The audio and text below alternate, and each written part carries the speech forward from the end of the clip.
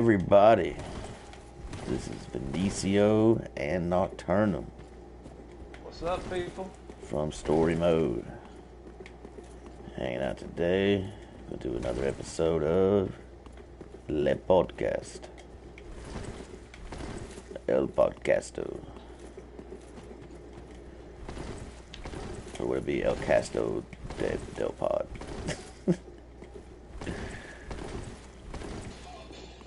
Yeah, it's going to be doing a little bit of Dark Souls today. Going to do a little dueling. Might get into a little bit of the main game too. Close to the end. Just killed the Nameless King as a duo. Yes, sir. That was one hell of a fight. Yesterday. Dude. Yeah, dude. Like, even as a duo, man, that dude was fucking nuts. I couldn't touch him. I couldn't touch him alone. I definitely got to run through this game once alone.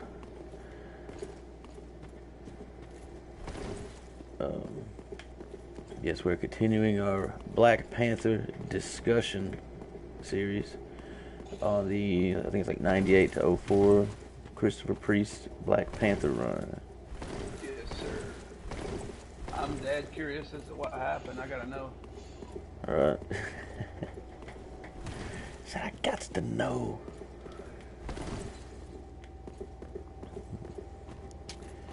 So, try to think, what all, from your perspective, what all was going down, kind of, from last week? From my perspective? Yeah. Kind of get like what you got rolling around your noggin there. The last thing I remember is, boom, all of a sudden there's this piece of ice that gets removed and there's another Black Panther there.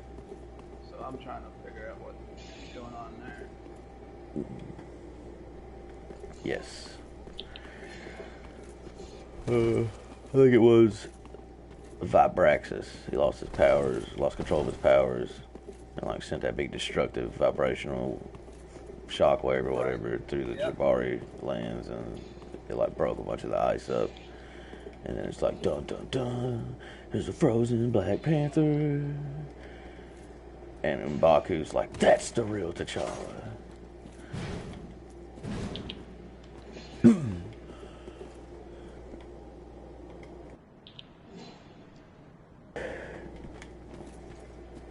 Huh, interesting.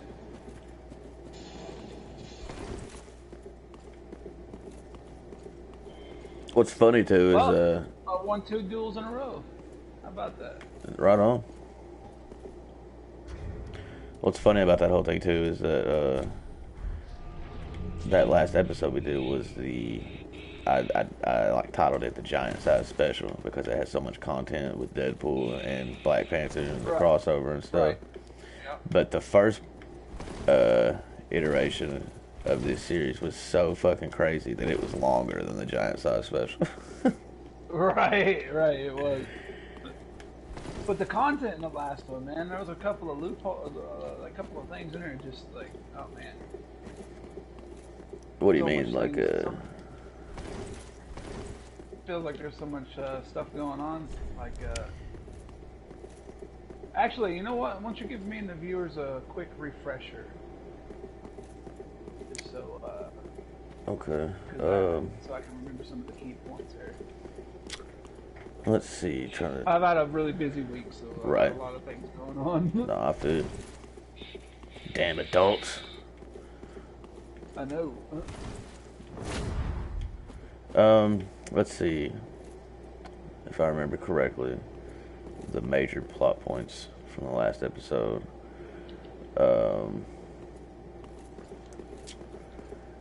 I know that Chibi, which was the guy who killed everyone that his wife ever met, Right. He hired Deadpool and his crew to steal Killmonger's leopard. Yeah. As like a manipulation thing. He tried to like bait the two of them into fighting so that Deadpool would kill Killmonger.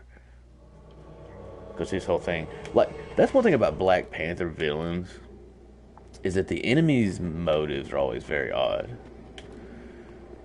Like Spider-Man, the motives are always pretty straightforward. It's like, I hate Spider-Man.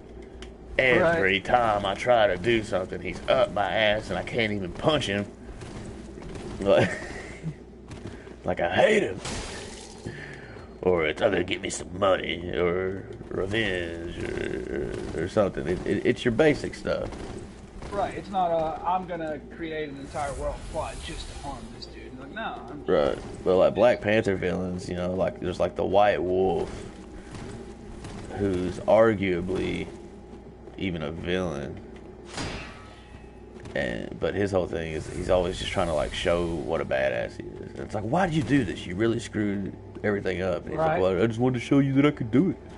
I want you to hire me, man. Like, hire me. And he's like, no, you're fired. You're not hired. You're double fired. Get out of here. And then like you're double fired. Chibi, his whole thing, like the reason that he shit. Dude, that didn't hit me. You know it.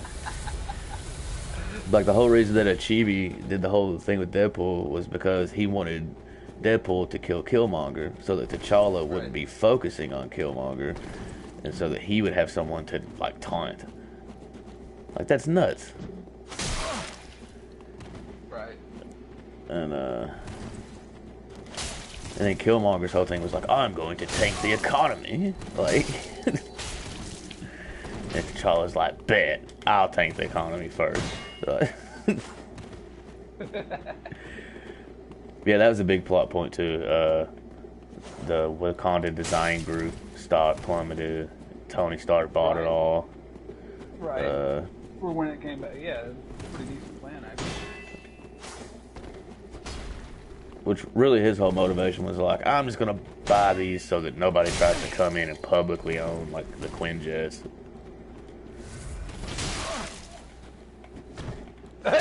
What was that? Oh, you kicked me? I can't believe it worked.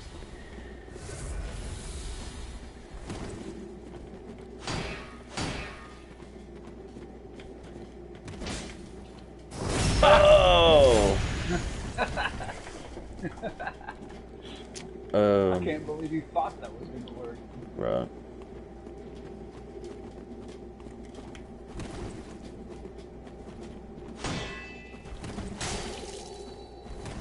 But yeah, there was the whole thing with Queen Divine Justice, the activist teenage chick.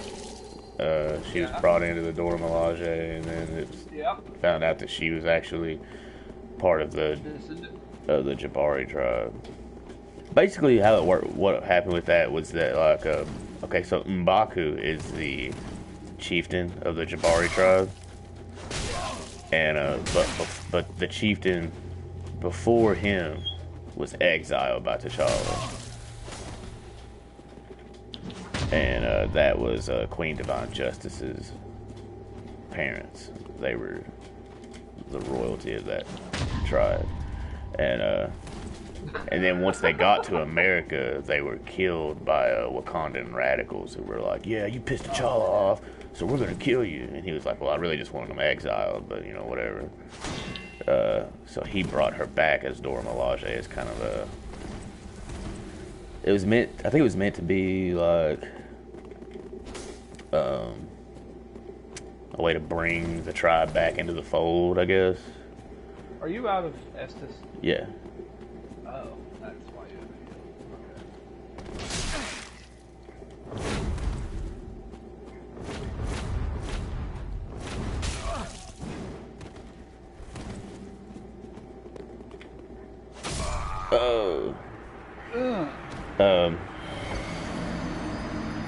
So M'Baku is, when he meets her, he's all like, you're the chieftain.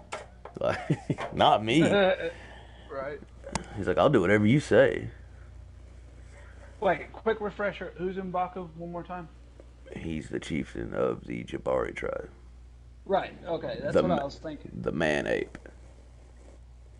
Right, okay, yeah, the man-ape, yep. Now, but why did... Okay, so, alright, yep. And, now I'm starting to remember a bit more. Right. But yeah, so... What do we got planned for today, man? What revelations are we gonna have? Ooh. Where did we leave? Where did we leave the Black Panther at? What's he doing right now?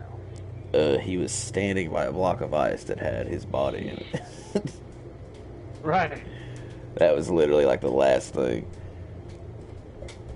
Because you were like, what? And you were like, so what is it? And I was like, well, you'll have to come back next week to find out. Right. Right.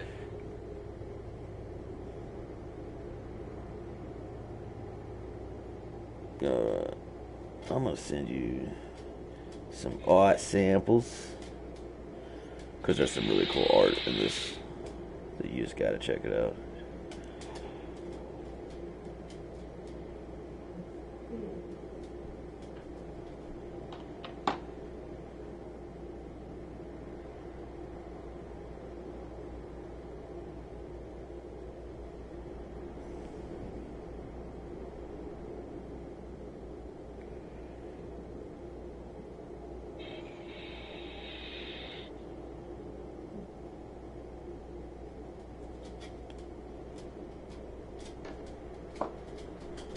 Hold on, Shadow.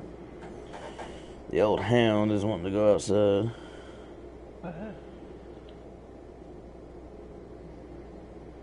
So I'll get you these art samples sent, and then I'll let him out. Be right back. All right. All right.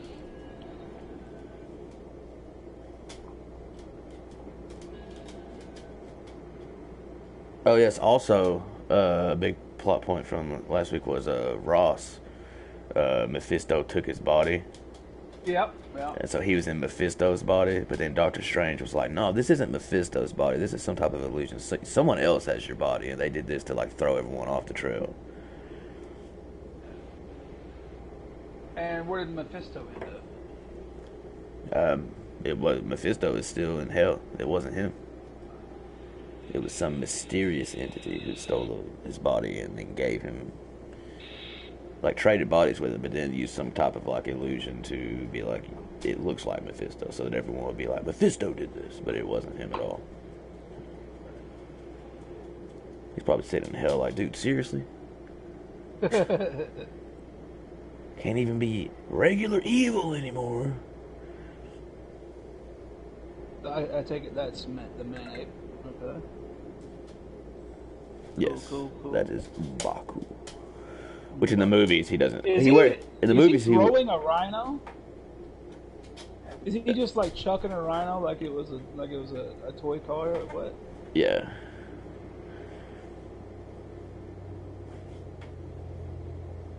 My superpowers mean squat to my overactive bladder. Who's that?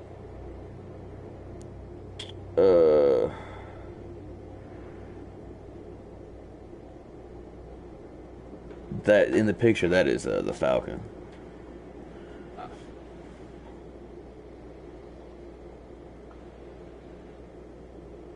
Let's see.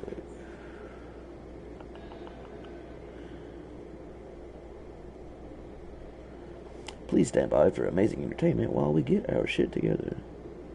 Right.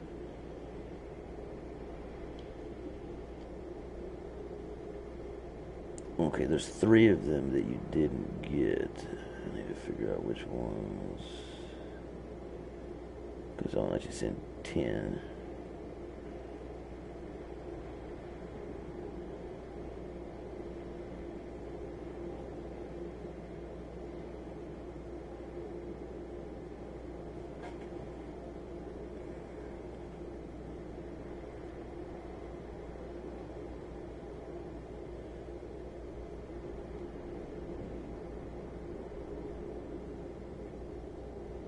Here we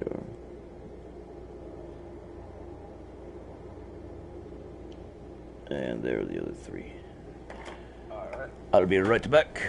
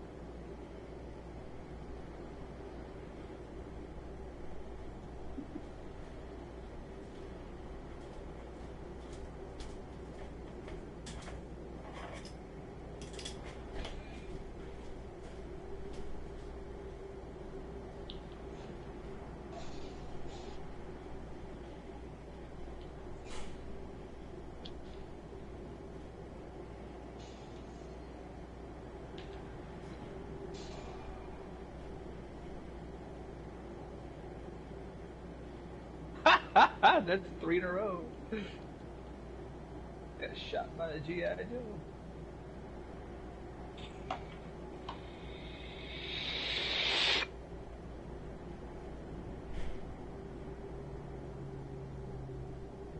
Alright, alright. What is going on? Oh boy, that looks like ice. Alright, we are back. Who's the silver and purple guy? What? The stealth armor. Okay, this is... That's Iron Man. Yeah, I just realized. Interesting suit. Yes. So, Iron Man makes an appearance, does he? Yeah, he has a pretty prominent role, actually.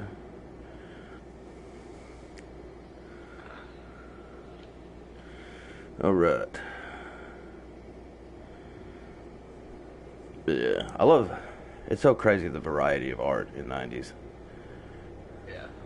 Because some of it's like just really popping and really bright, and it's just like, dude, this looks good. This looks like something that was done technologically, like digitally now. Right. And then like a comic book will have come out that same day, and it's like, what hobo with a pencil drew this? Like, like you're telling me this is the same time, it's the same day.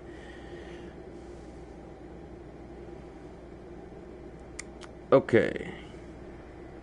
So a few things kind of go over. First, a couple characters might want to be brushed up on. Oh yeah. The first is the Iron Fist. Yep, I'm actually decently. I'm not familiar. I've heard of him. Right. Put it down.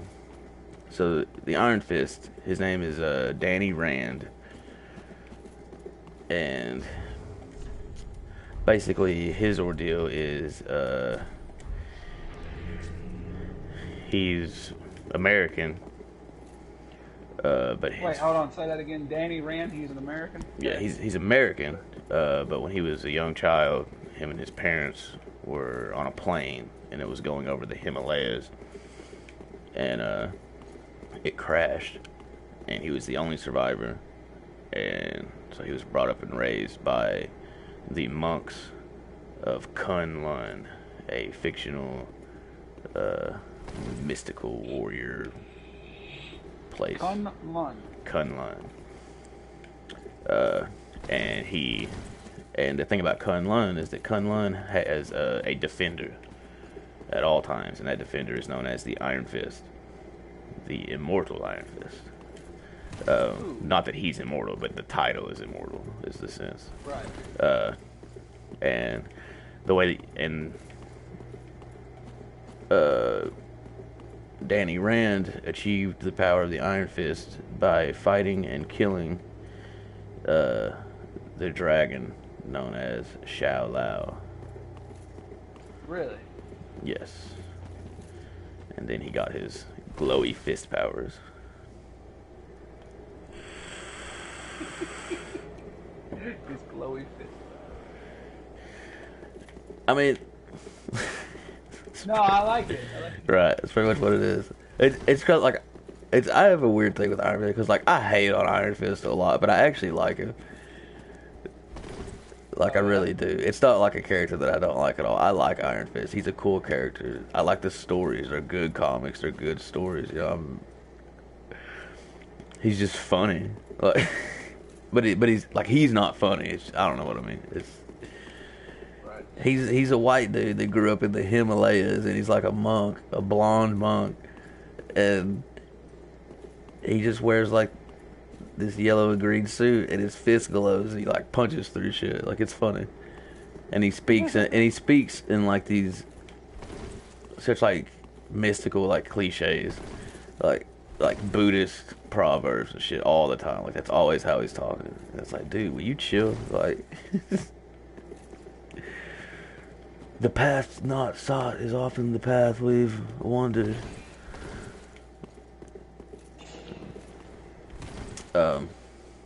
Also, Iron Fist in the comics, he doesn't live in Kunlun. He lives in America. Like basically, once he became Iron Fist, he went back to America.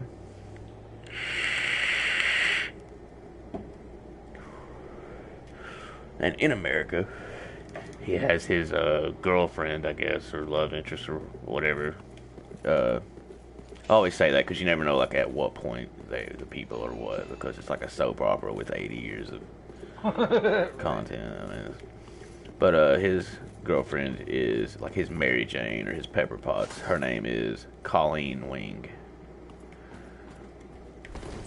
and Gotcha. Colleen is known as the daughter of the dragon. Not that her dad's a dragon, but she's like this super badass martial artist. She like runs a dojo in New York, and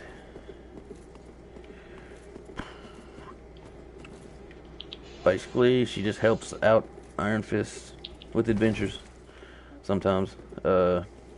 I do think it's pretty cool because the love interest is actually someone who's capable in those stories. It's not someone who's just like, well, I'm just gonna get kidnapped again. Like, right. she's like, who the hell is this? And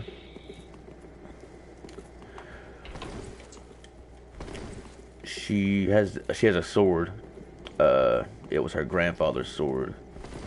And there's a word, I think the word's called like Me Too, MEITOU, in Japanese culture, and a Me Too, or Mitao, yeah, however you pronounce it, Meito, could be anything. Tomato. Right. Pasta. All right. So, you got your summoning sign down? Yes, I do. But the thing about a Me Too or Mitao, it is a sword which the crafter of the sword or the owner of the sword or something basically swore an oath that the sword would only leave its sheath to kill. Oh shit. One of those. And you are dishonored and you disgrace your entire family if you pull the sword from the sheath and don't take a life. That's pretty hefty. Yeah. I would imagine Me Too? No, the girl's name. Oh, her name is Colleen Wing. And she is? Iron Fist woman. Yeah. Okay. Just making sure I got all my eggs in a basket here. Yeah, you're straight.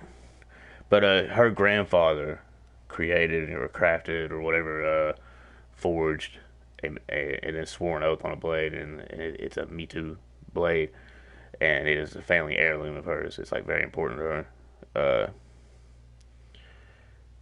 And it doesn't make like a huge relevant thing to the story or anything. I just thought it was interesting.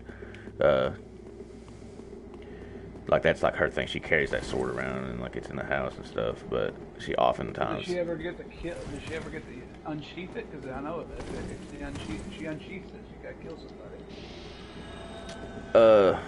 There's a law in fiction, and I forget what its name is. It's like a person's name, something's law, like Murphy's Law or something like that. In fiction, and the law says that if in the first act you point out that there is a gun, then in the second act that gun must be fired. All right. So, yeah, I think it's safe to assume that she's lopped a couple heads off with that sword in her tongue. But you really don't ever really see her. You hardly ever see her even pull the damn thing out. It's like Batosai the Manslayer. It's like he flipped the sword. He flipped it. Like it's about to go down. Like with her, it's like she unsheathed it. Oh my god, she can't put it back until somebody's dead. She's honor bound. Right. That was a pretty cool. I like that. The Batosai man, when he flips that sword, you know somebody's about to fucking die. Yeah, dude. Oh.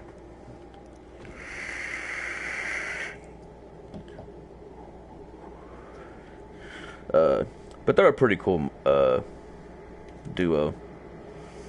Oh, here is our first victim. Yep.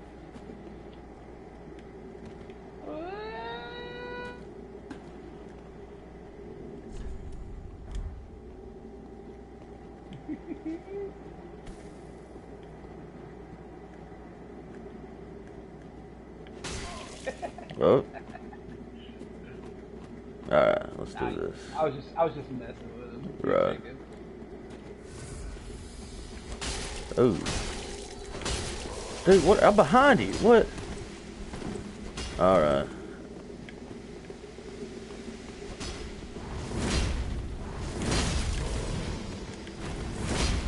Oh, wow.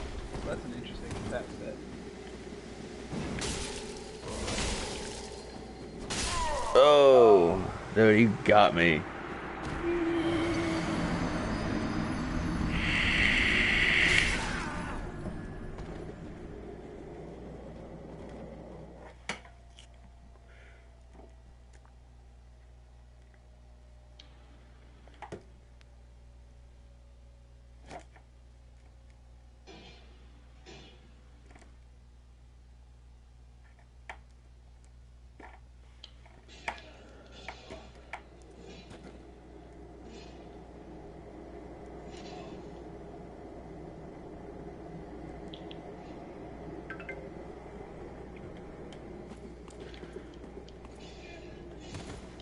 What in the hell is he using? That weapon does not. It has a stagger lock combo.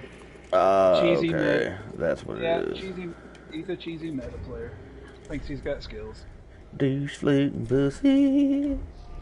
Now, anybody that plays with meta weapons like that has a guaranteed stagger lock combo and they win, they're like, "Oh, I'm such a badass," and I'm like, use a different weapon, and we'll see."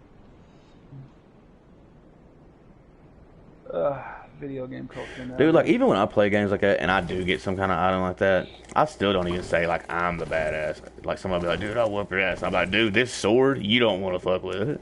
But Right. Well, I mean, I get it too. Like meta swords like that for sure are useful in PvE when you're fighting monsters, but against players, it just if everybody's using the same shit, then what's the fun? Right. Okay, I guess the next noteworthy thing is we were talking about Ross.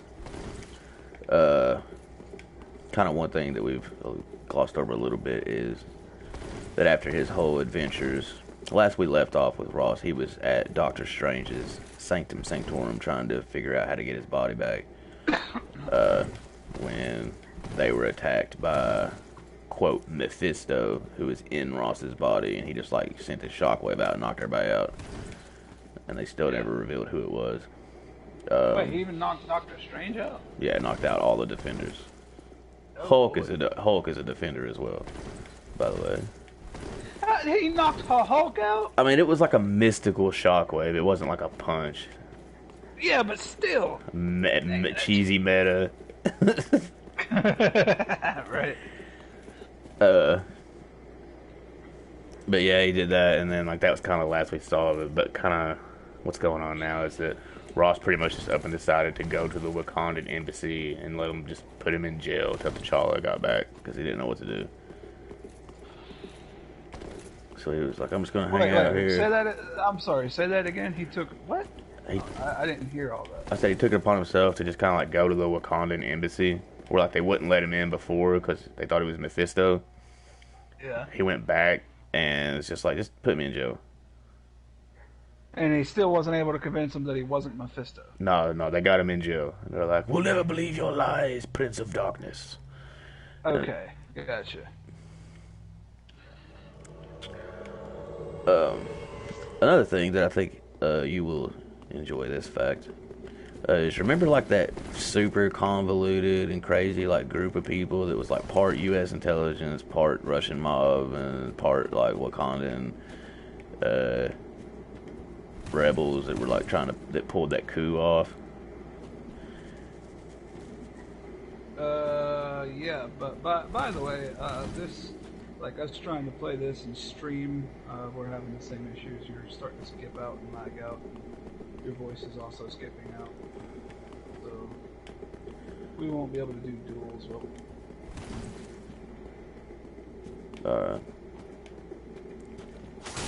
Man, I think if we duel the other people, we should be fine.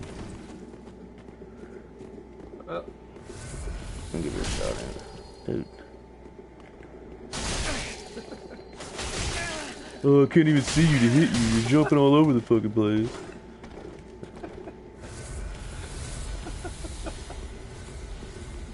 Yeah, the crazy Russian mob, U.S. intelligence, like Yeah, coup. like Yeah, super like what about it? crazy groups. It was just like made up of parts of other groups, and like every time even when they even mention it, they'd be like, "You remember? You know, it's that group made up of the Russian mob and the U.S. intelligence." Like it was a big mouthful. Uh, they have left all of their respective agencies and formed their own group, and it's called XCon. So it's very easy to, Ex-con? yes, it's very easy to discuss now.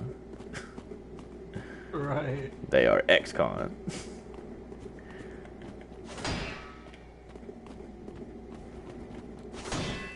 I don't know, this needs to be fine.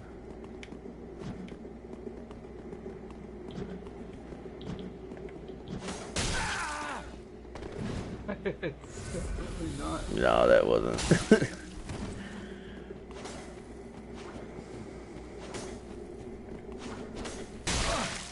Yeah, What? it's a little delay. What? That definitely hit you You, though. you teleported in front of me. Yeah, I think that's the thing. Like we just shouldn't duel each other. I wasn't having an issue with the other people, and it was the same way when we were dueling or when we were streaming yesterday with the nameless king fight.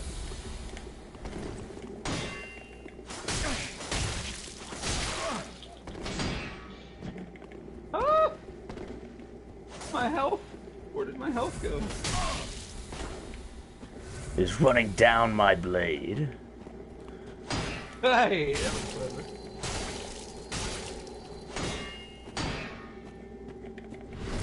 Ooh. Not even lagging, boyo. Not even lagging. No, you ain't getting it.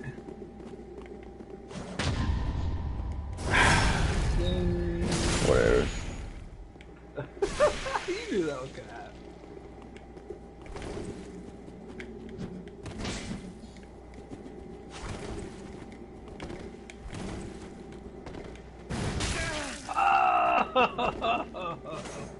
Bite.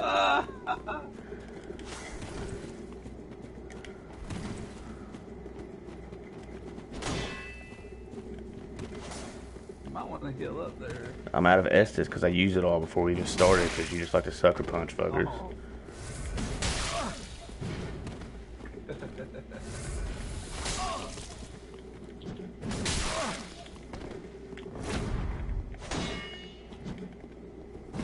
I can't see you attacking. I'm just guessing. If I get you with a random parry, I'm gonna laugh.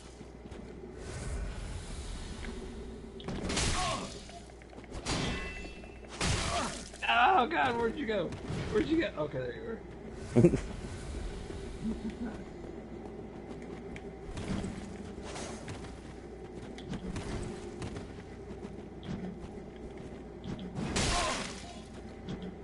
Ah,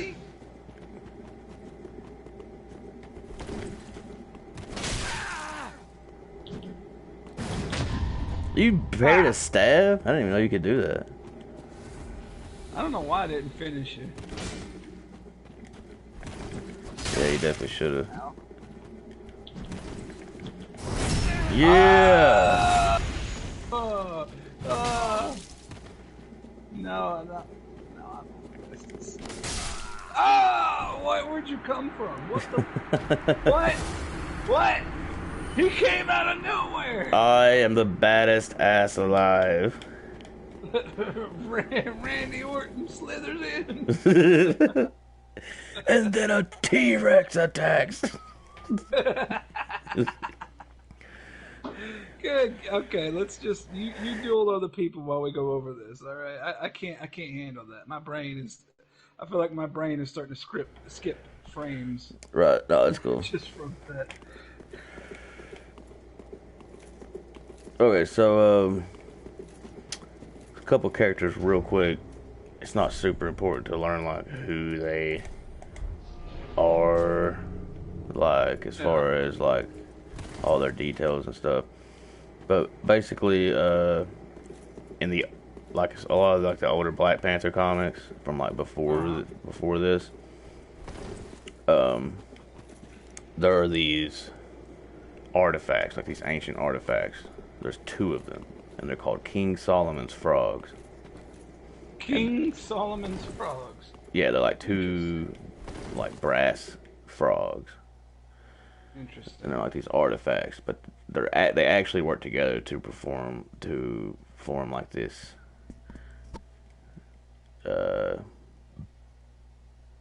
kind of like a janky ass time machine. Like one of them brings people from like into your time from other times, and then the other one sends them back. So it's not a time machine for you; it's a time machine for other people. Like you can bring them out of time, Right. out of their own time, and bring them in, and like ask questions and such. But it's like it's not even like it's just like unstable as hell. Like you just touch the frog and it's like, oh, there's a samurai, gotta kill him. You know, or it's like touch the other frog, send him back. You know, or to be like an alien from the future or something. Like you never know. But basically, in the older adventures where these frogs played large roles, there were these what's the word, archaeologists types who were like obsessed with them, and they're like really weird, campy, crazy characters. One of them's name is Mr. Campy. Yeah. Like What does that mean? like a goofy, like Oh. this guy's name is Dark, so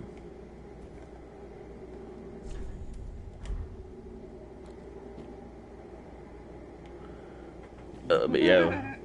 But basically, there's the 2 main ones. There's Mr. Little, who is a little person, which is pretty funny.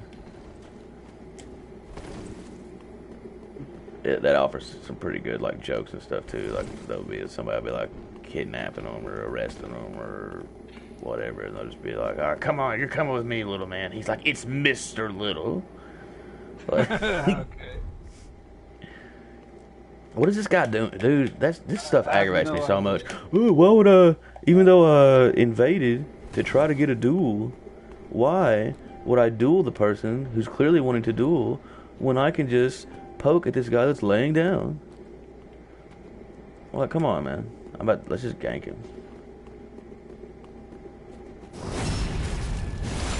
Get down there. You too. Alright, you should let him heal up. Let's go. Is that not clear enough for you? Right. Oh No, my god, here he comes. he's leaving. He jumped off the edge. He jumped off the edge. Your cowardice has been documented, my good sir. And is now on YouTube. That was funny. Alright, yeah, the jokes. Yeah, but like the other person, there's Mr. Little. The other person, her name is Princess like Zonda or Xanda. On. Zanda. There's not really a whole lot to her. She's like some type of princess of some type of like African country that I don't know, and like she doesn't even like rule it anymore. She's basically just hiding out. So she's just like a has been. Yeah, perfect. That's so rude. I How mean, dare you mock this fictional character? I've not even begun mocking her.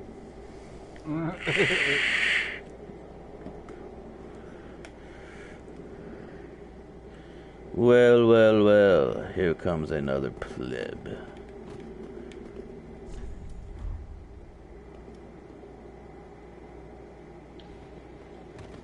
Alright, I think he's down, so let's do this.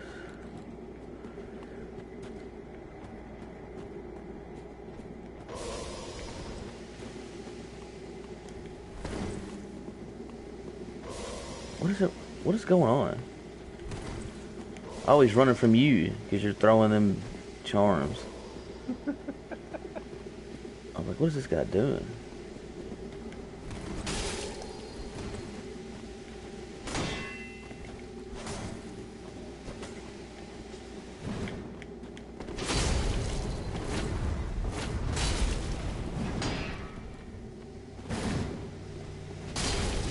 Dude, I was blocking, whatever.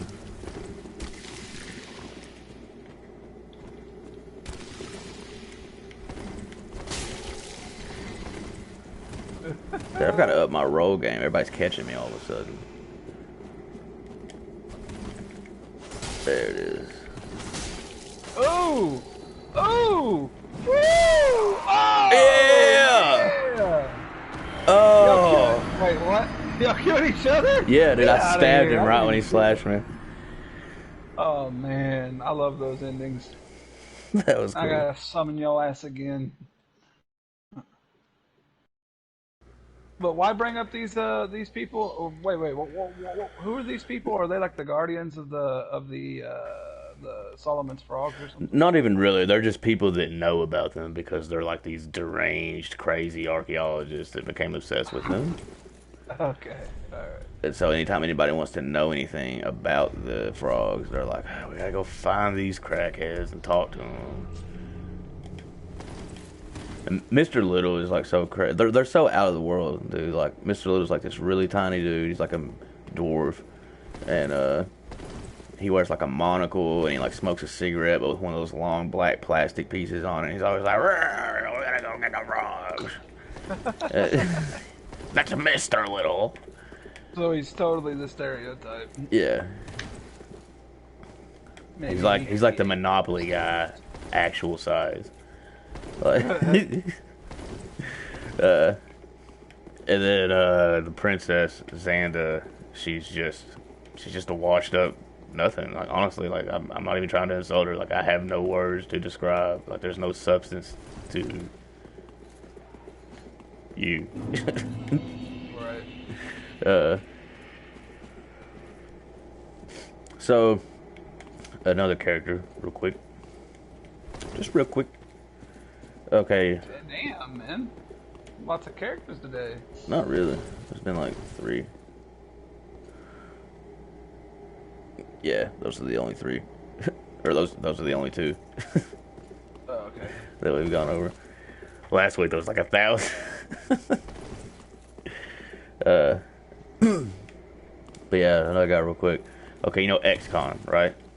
Yes. Okay, well there's a guy that's part of XCon. And he's just in it for the money.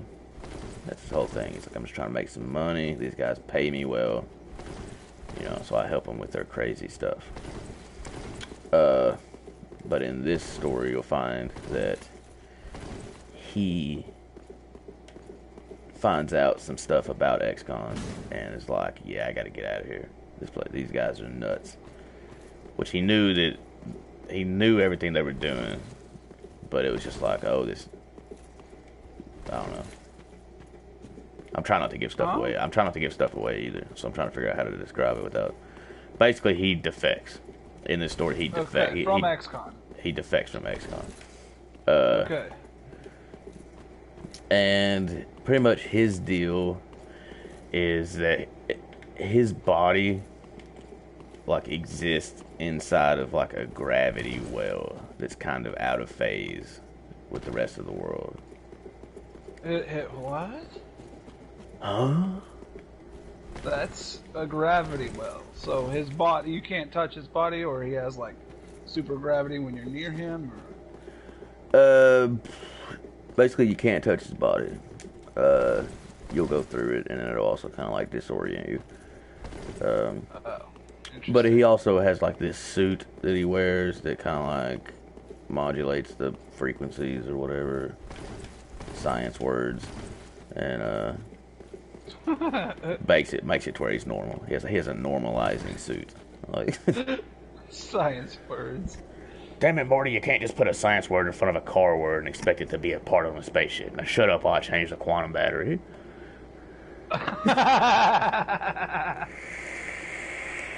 Really?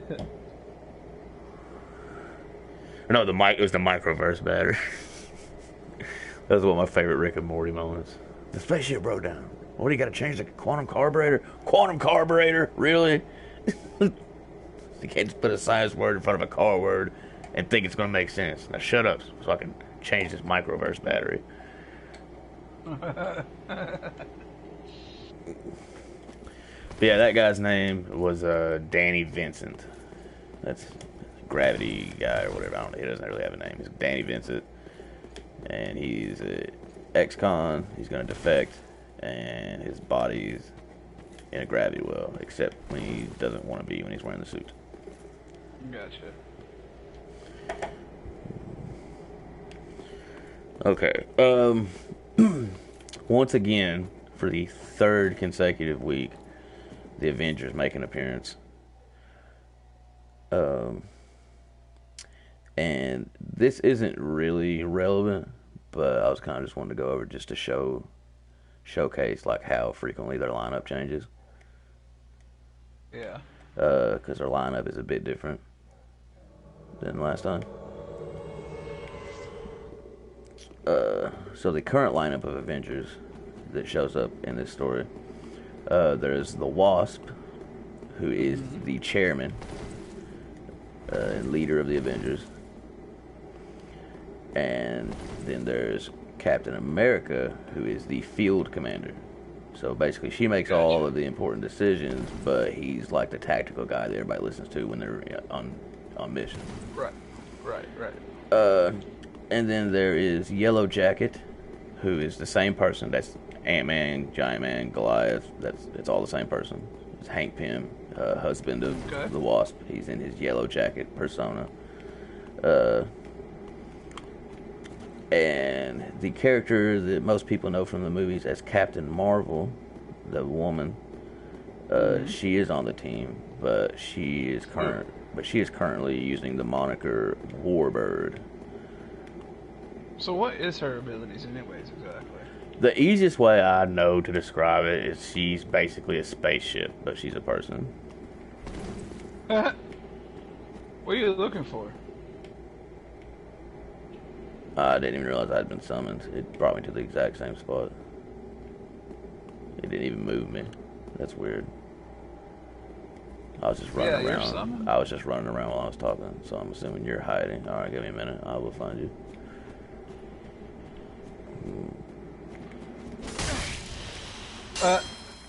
Really? Dang, good memory. Also, Quicksilver is on the team. And then that just leaves the Vision and Scarlet Witch. Cool. Once again, that's not extremely relevant, but it was just something. I just think it's cool to like take note of who's in the Avengers. How often they do change up. Yeah, like every time they show up, I'm like, who do you guys got this time? Oh no! I thought he was gonna kill me. If I would have done that, that would have killed you. Yeah. All right, let me go summon some better. Damn. How did you get? Dude, that wasn't even close. That wasn't even close to you. Listen here. I'm sorry.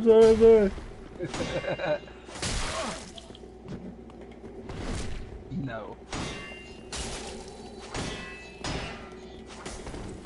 You better roll out. That shield was gonna pop next to it. I know it was. Alright, I'm gonna go grab the Hound and bring him back in so that we can continue without interrupting.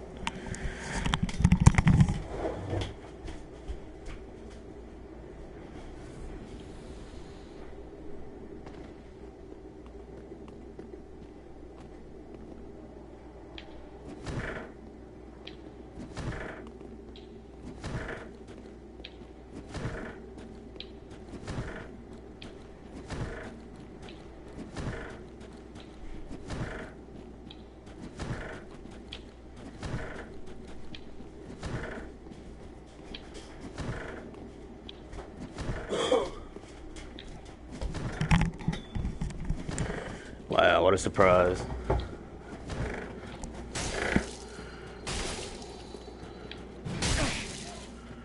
I was trying to kick you off the cliff while you were gone. Dang it. That would have been pretty funny. Yeah. No, I was gonna get you right to the edge of the cliff, and then just stand there like this. That way you couldn't get through.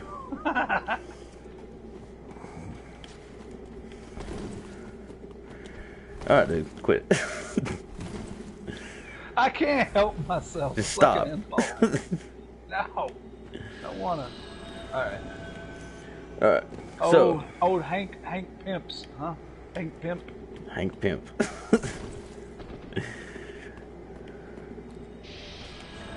So this story, or I guess this section, or whatever, this portion that we're going over, I know we left off at a certain point, but instead of continuing from there, right immediately, this one actually starts off with like a flash forward. It's like 20 years in the future. What? Really? Yes. Okay, and a few things about this future are revealed.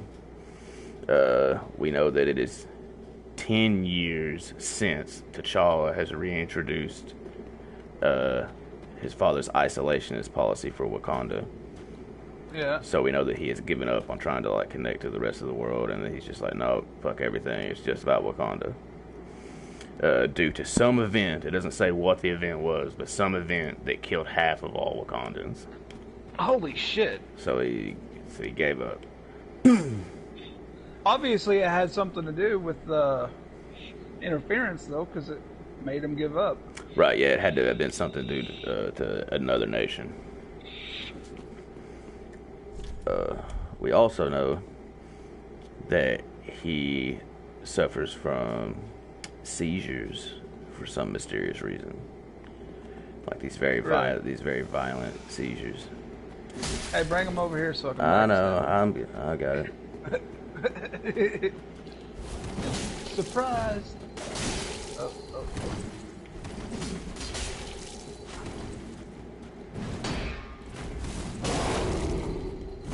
Whoa, what was that? I don't know. I think his shield has some kind of ability. Oof. This guy's all over you. Yep. Interesting. Must be a DLC shield. Well, I tried. I'm getting wrecked. Dude, Oh my god! he just backstabbed him. Yeah, did you hear that? Or did you see it? I saw it.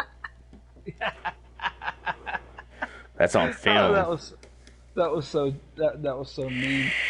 I plead the fifth. No one just saw me do that. You have to submit evidence. By the way, how's the is my vape like loud on the mic? It's not loud, but it's audible.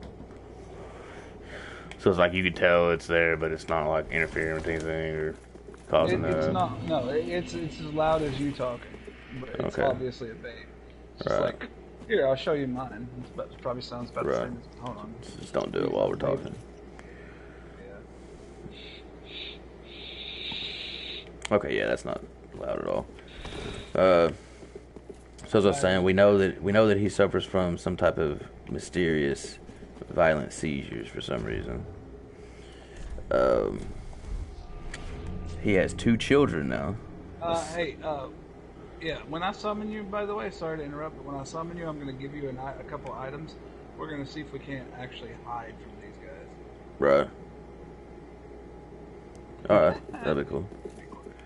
Yeah, so, yeah, T'Challa has a son and a daughter in this future. Ross is former Secretary of State. And has apparently married and divorced Monica. Really? Yes. Very odd. White Wolf is still around, but he's missing an arm for some reason.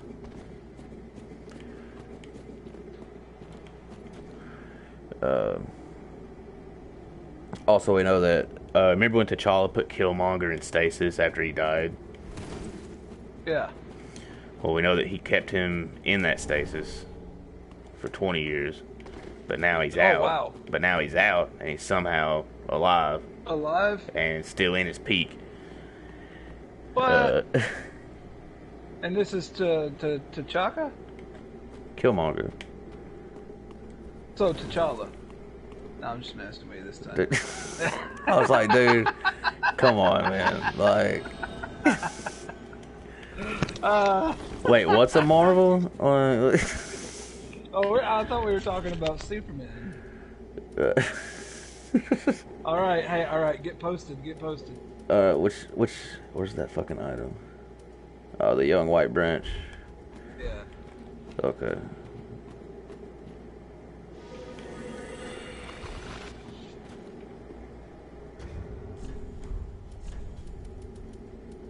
You better use it before you see me use it. Ooh, nice. We're probably not going to find many people that'll fall for this anymore, but yours is better than mine. Mine's just kind of here. So as far as like the events, kind of what goes on during this flash forward, Ross. Captain America's riding a T-Rex, I heard. Right. Ross is kidnapped, obviously, because that's what he does for a living. Oh, we got somebody coming up. Yeah, no, don't move. I'm not. I'm not. He's like, what? He's like, wait, huh? Where? Where they at? Where are they at? Where are they at, though? Where are they at? Oh, he's coming up to me. He's coming up to me. What's up, man? Yeah, don't move. Let's do this. Oh, y'all bowed at the exact same time. That was neat. Oh, nice connection, bro. Yeah, for real.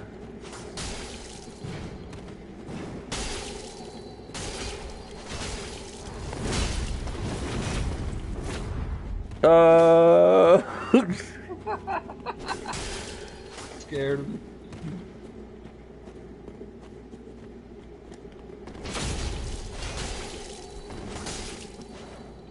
No!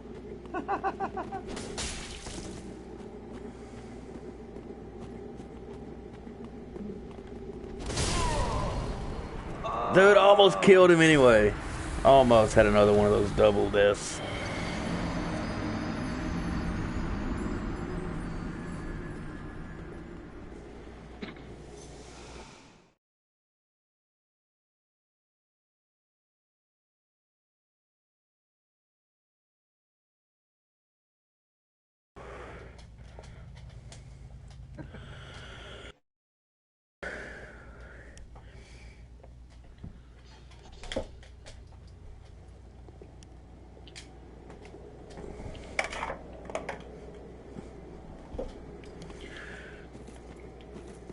So as I was stating, I killed the hell out of them, dude. Okay, I thought you were still fighting.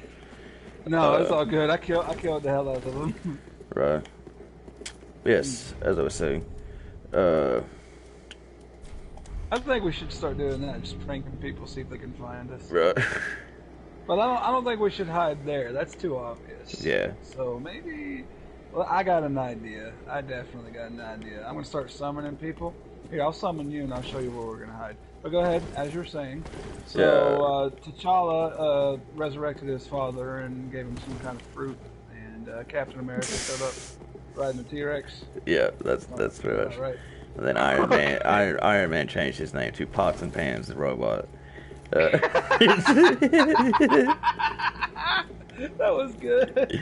Pots and Pans the robot. What the fuck? that was gold. But so 20 years in the future, Ross is kidnapped by someone who's impersonating T'Challa. Again? Dude, I can't keep track if the characters aren't the characters, man. I'm already struggling as it is. It's not even like it was in the last one. Basically, like somebody just pulls up in a limousine, and it just seems like T'Challa, and like he can't see it. Ross, I mean, how does it like he's only known T'Challa for 20 years. I think I would know an imposter. Right. That'd be like me going over to your house and being like, is this really SIBO? I can't tell. Like, come on now. Oh, sorry. Funny, I don't Is this remember really him Benicio? having a cleft lip. Wait. So I'm cackling now, man. You got my voice all cracked. Anyways. So T'Challa, you know, he's like got this isolationist thing going, and he's vowed to never enter America again. Uh, which is justifiable, quite frankly. Right. So his daughter and the White Wolf go to America, and they find Ross being held prisoner by Killmonger. By the recently resurrected Killmonger, right? Yes. Or no? Yes. Okay. All right. You, Benicio, follow me. You're gonna hide. Let's see. I say you put a statue right here. Oh And I'll wow. put a statue right here. All right. And we'll see how long it takes the red dot here to find this.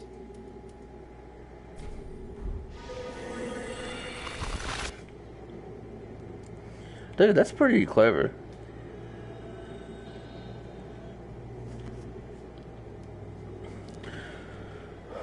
So they show up. It's there's one of the reasons why this is the PvP capitals, because it's really hard to hide. Right. In other places, man, that's straight up brutal. Like, remember, like the Cathedral of the Deep with all those pots and stuff. Oh, You yeah. become one of those pots. Like, there's just no way for them to tell that that's you. And we're summoning. This ought to give us a brief interlude to speak. I agree.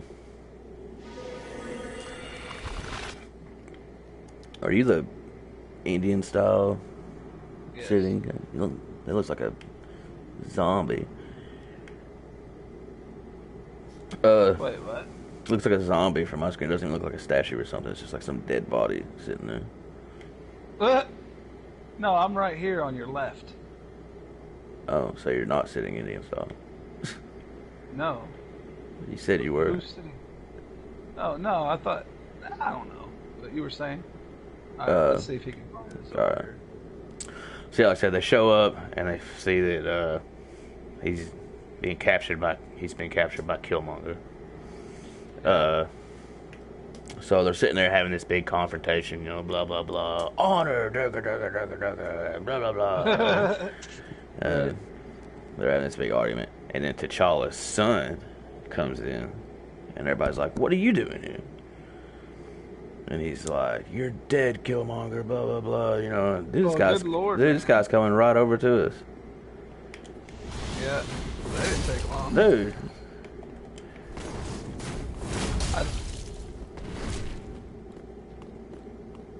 He's like, "Oh shit, there's another one." He stopped right there.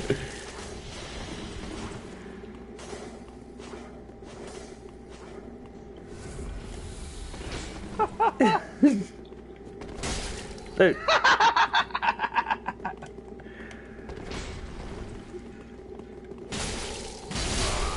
Oh! What a clusterfuck. Good. Right.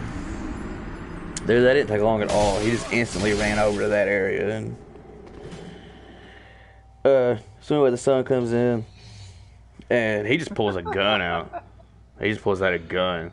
Oh, wow, okay. And Killmonger's like, you think that bullets can stop my monologuing, blah blah blah. Basically he just shoots Killmonger right in the head, kills him. Oh, what? He did what? Yeah, dude, just That's like blasting. Stargate. Yeah, What in the world? just blasting. And then White Wolf is like, you fool! Like, what have you done?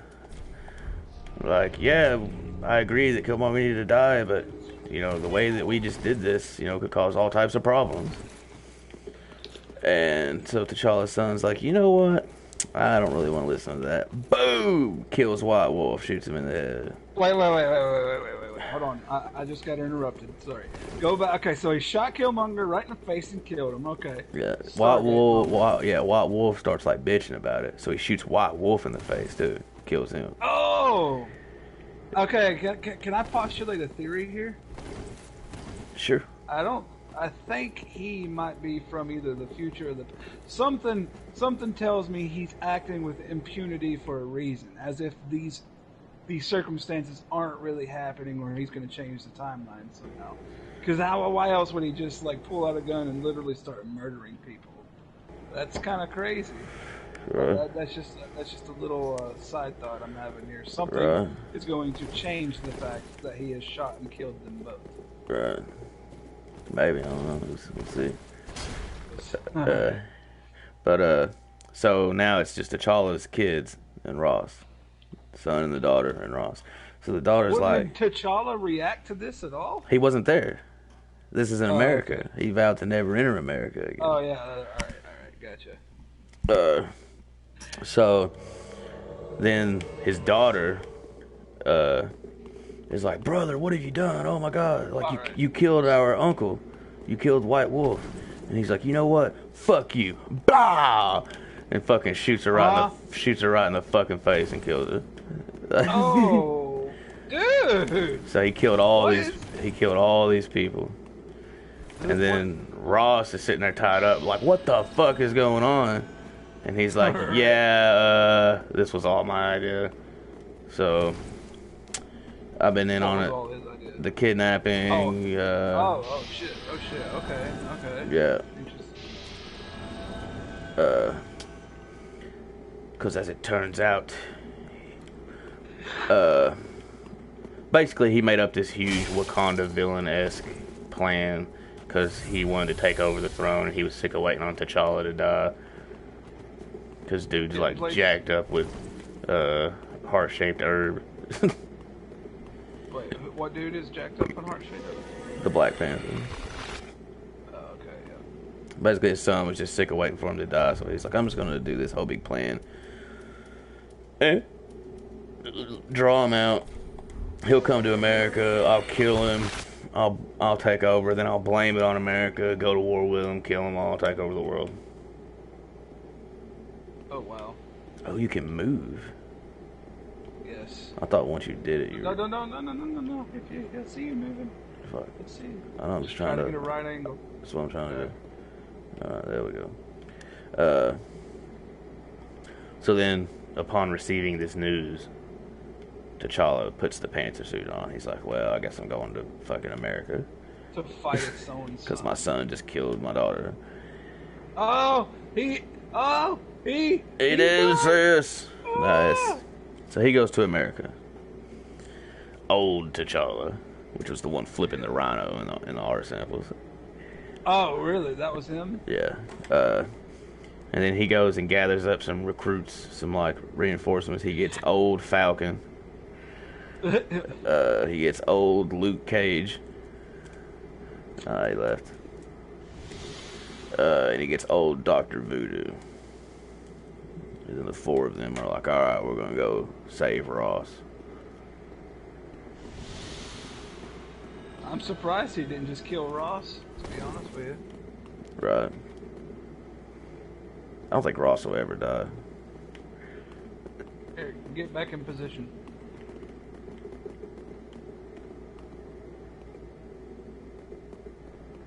Dude. Dang it. I was trying to get a backstab in. Do you have any more young tree branches? Yeah. You're ridiculous. This is the same dude. This is the same dude. We gotta hide again. Piss him off again. Yes, I know I'm ridiculous.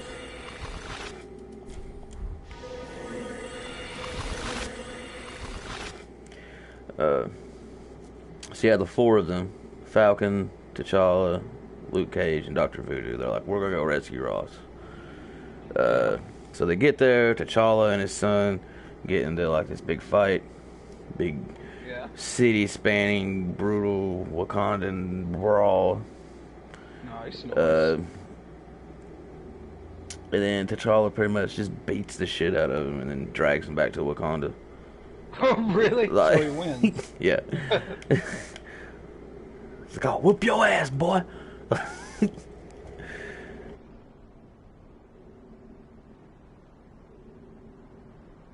The impertinent child gets an ass whooping and Yes. spans an entire city.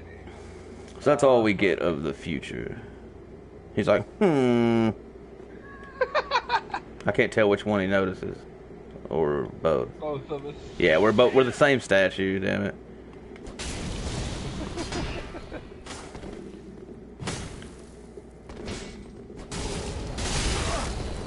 You're body blocking me, fuck.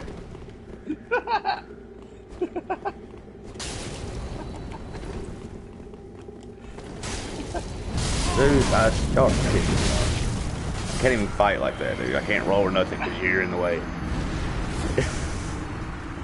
Or if I try to fight you, he's in the way. Like. Wait till you get a 6-person brawl, dude. I can't wait. All right, I tell you what we're gonna do. We're gonna switch this up. We're gonna go get invaded. All right. So we're just gonna go hang out over there where the giants are, and somebody will invade us. That works. Make sure you're ambered. I'll be right back. All right. Do do do do. Says he will be back, hopefully soon. Yeah, that's pretty much all that happens in like that future flash forward. I just kind of wanted to go over that because I thought it was a pretty cool little side note.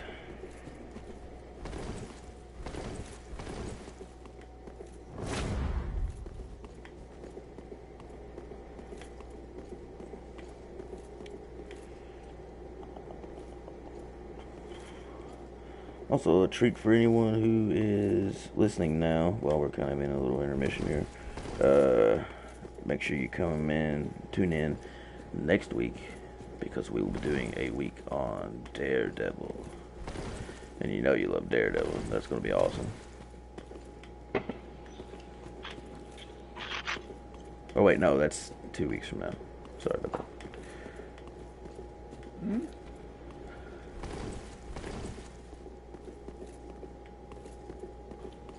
You weren't talking to me, were you? No. I was addressing the fans. Oh, I'm glad you don't consider me a fan.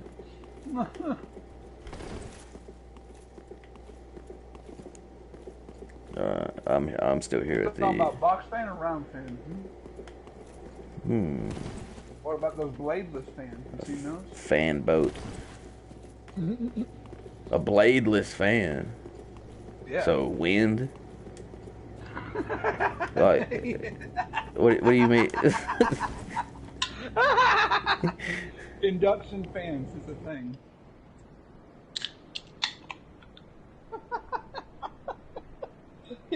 So when? That's like saying Mustang GT. So gas? Right. Beef milk. Beef milk. Oh God, that sounds. Wait, dude, that's what it is. Yeah, Son so of a it's bitch. so it's milk. So nasty. It's so nasty though. Well, it's just like everybody used to say, you know, Subway, eat flesh. They thought it was funny, but Eat I'm flesh. Like, that's not an inaccurate statement. It is Subway, Right. eat flesh. You're eating flesh. Congratulations. That chicken is muscle tissue. That beef is flesh. Really, you're lucky if you get flesh.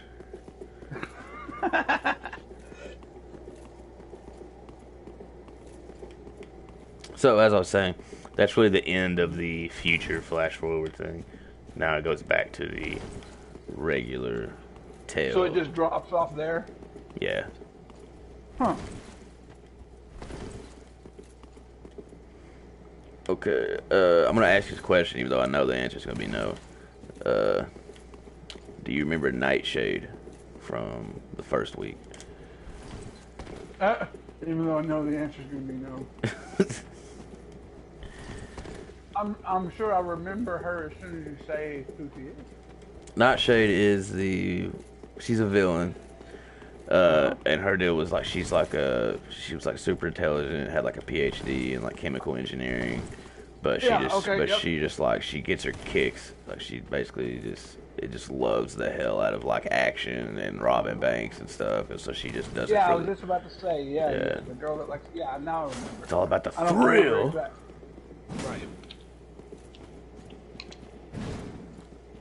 Right. So kind of the I first just thing. realized though, because your boss is dead, we can't do this. We can't get invaded because we can't do jolly cooperation. Dang it, man. Couldn't we do it in this area over here near Pontiff? Let's get invaded here. No, in order to get invaded, we have to be working. You have to summon me to your world to do co-op, and you can't do that if the boss is dead. Remember? Yeah, well, it's kind of a flaw. Actually, hold on. Keep going. I'm going to do some research into this. I think if I join the Mound Makers, you can summon anywhere. Really? But I'm not sure.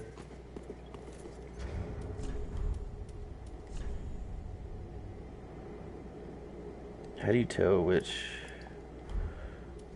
guilds or whatever covenants you're in?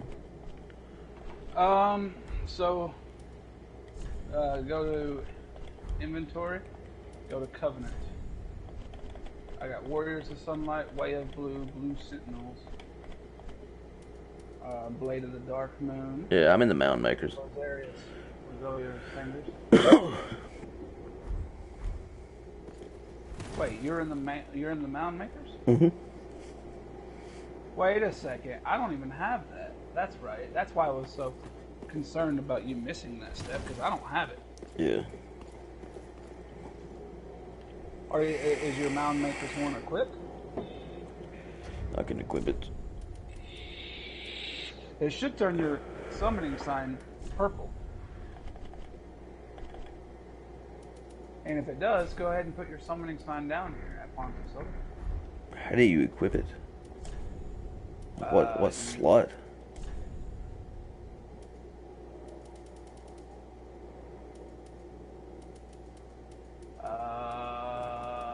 Actually, I don't even in equipment. I don't even see a way to equip covenant items at all. No, yeah, you're right. You're right. I don't remember how to change covenants. I'll figure it out. Give me 2 seconds. Keep going on our special. All right. So basically, this whole thing starts out. Nightshade breaks out of prison, and she breaks into Colleen's house and steals her grandfather's sword. Really? Yes. The named sword that can only be drawn if it kills somebody.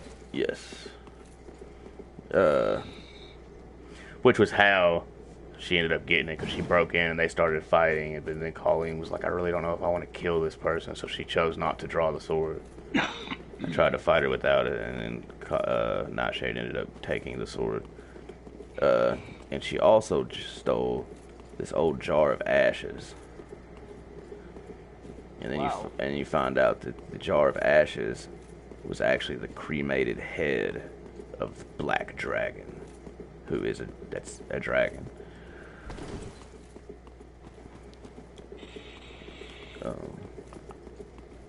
He's actually green. I thought it was weird. He's called Black Dragon, but he's a green dragon.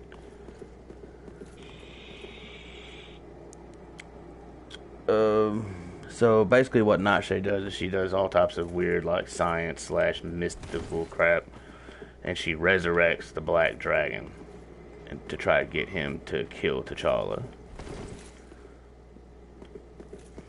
And he's pretty much, when Black Dragon comes back, he's like, you think I'm gonna do anything for you? Ha ha ha. And she's like, well, unluckily for you, I'm all about, like gene therapy and using all these different chemicals, and I'm a super genius. So when I brought you back, I made sure that your DNA was unstable, making sort of a genetic bomb in your DNA, and only I can fix it. So unless you do what I say, you're gonna slowly deteriorate until you're dead. I found out how to change covenants. Go to your equipment subscreen. and all the way to the right underneath your arrows will be this square with a diamond around the square. Ah, there it is. Mound makers. Alright, and go ahead and throw your summoning sign down. Let me see if I can see it. Alright, the white one. Solid. Yeah. Huh? Yeah. But it should turn purple. Right, but it's the white soapstone. Yes, it is purple. Right. Okay, well, there's a problem, though. We can attack each other. We don't have to, but we can. Okay. So we have to be careful.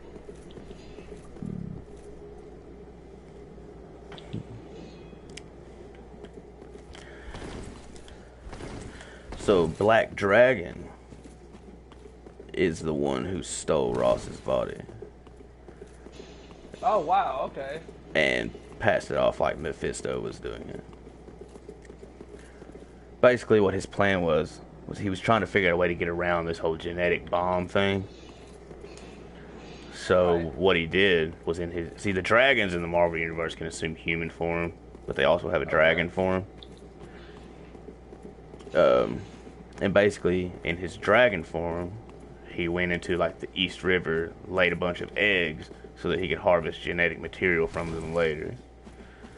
Yeah. Then he stole Ross's body so that Ross would be in the shitty body, and then he was going to camp out in Ross's body until the eggs were ready, and then give the body back. Hey, one second. Sorry.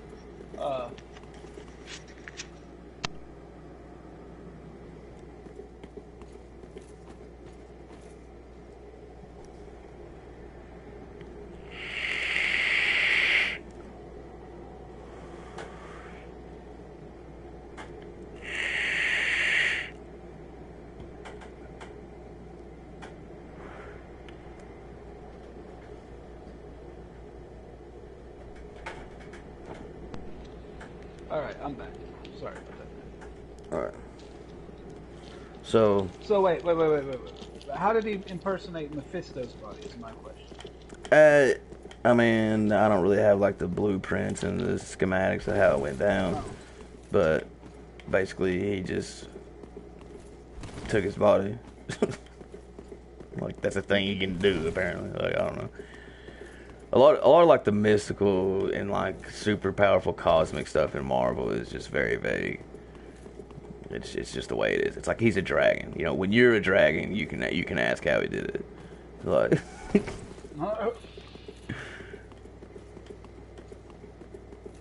which I'm sure if you go on the internet, there's some type of fanboy who's like, well, actually, the Black Dragon is able to like blah blah blah blah blah. Right.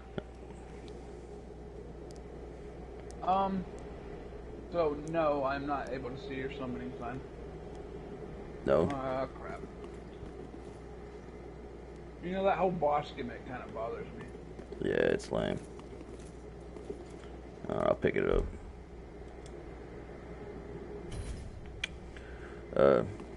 So T'Challa finds out about this because he goes to the Wakandan embassy and Ross is there in jail. You know, so it's like, what happened? You know, blah blah blah. And they're talking. And he's like, all right, I'll help you out, man. I'll fix this. Don't worry about it.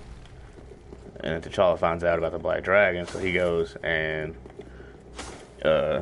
confronts the Black Dragon, who's in Ross's body. And he's like, I need you to give my friend his body back. And the dragon's like, yeah, I'll give it back in a couple days. I'm using it. In a couple days, I have no more need for it. This is all because Nightshade resurrected the dude. Yeah. Yep.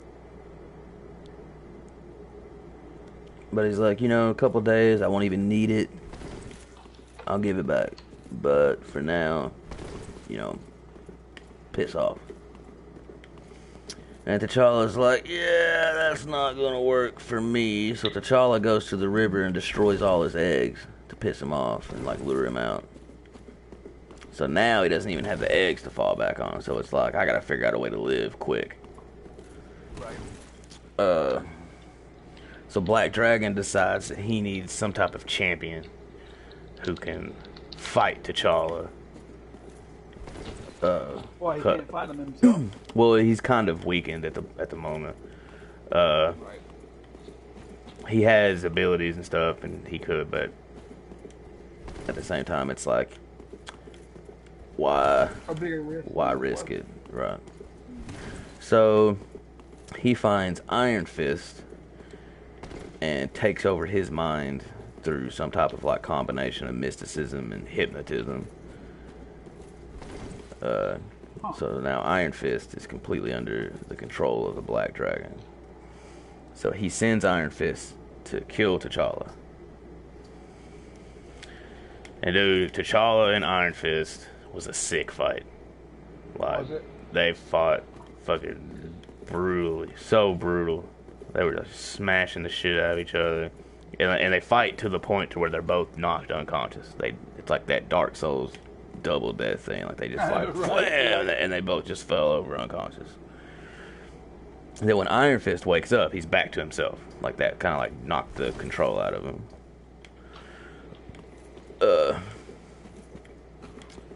So then at this point, he's like, all right, let's team up. Let's kill the dragon. And then the dragon's like, well, this isn't working out the way I planned. So he pretty much gives up. His plan is, I'm just going to switch bodies back. I'm going to take back my body, go into dragon form, and just try to kill as many people as I can before I die. So he trades bodies back with Ross and just starts attacking New York in his dragon form. Yeah, in dragon form. Nice. Like I say, he figures if I'm gonna die, all you bastards are coming with me. So, kind of on the scene, you got the dragon attacking New York. You got T'Challa and Iron Fist trying to help, and then you have a ship with like the rest of the team on it. Like Ross is there, Nightshade's there. You know, all like the Wakandan Black Panther support crew. They're all on the ship. What the hell is Nightshade doing there? She's the one that started this. Yeah, I know. She, I'm trying to remember exactly how that went down. I think that no, she infiltrated. She busts up into the ship. Because, man, she's so weird. She's such a weird character, man. I can never, like, have her pegged. Because she actually ends up, like, joining the team. Which is weird, because, like, this is all your fault. Right. Right. You intentionally and maliciously did this. But anyway, Nightshade gets on the ship. And she finds the frozen T'Challa. Which, from this point forward, since there are two T'Challas, I will be referring to the one found in ice as the other T'Challa.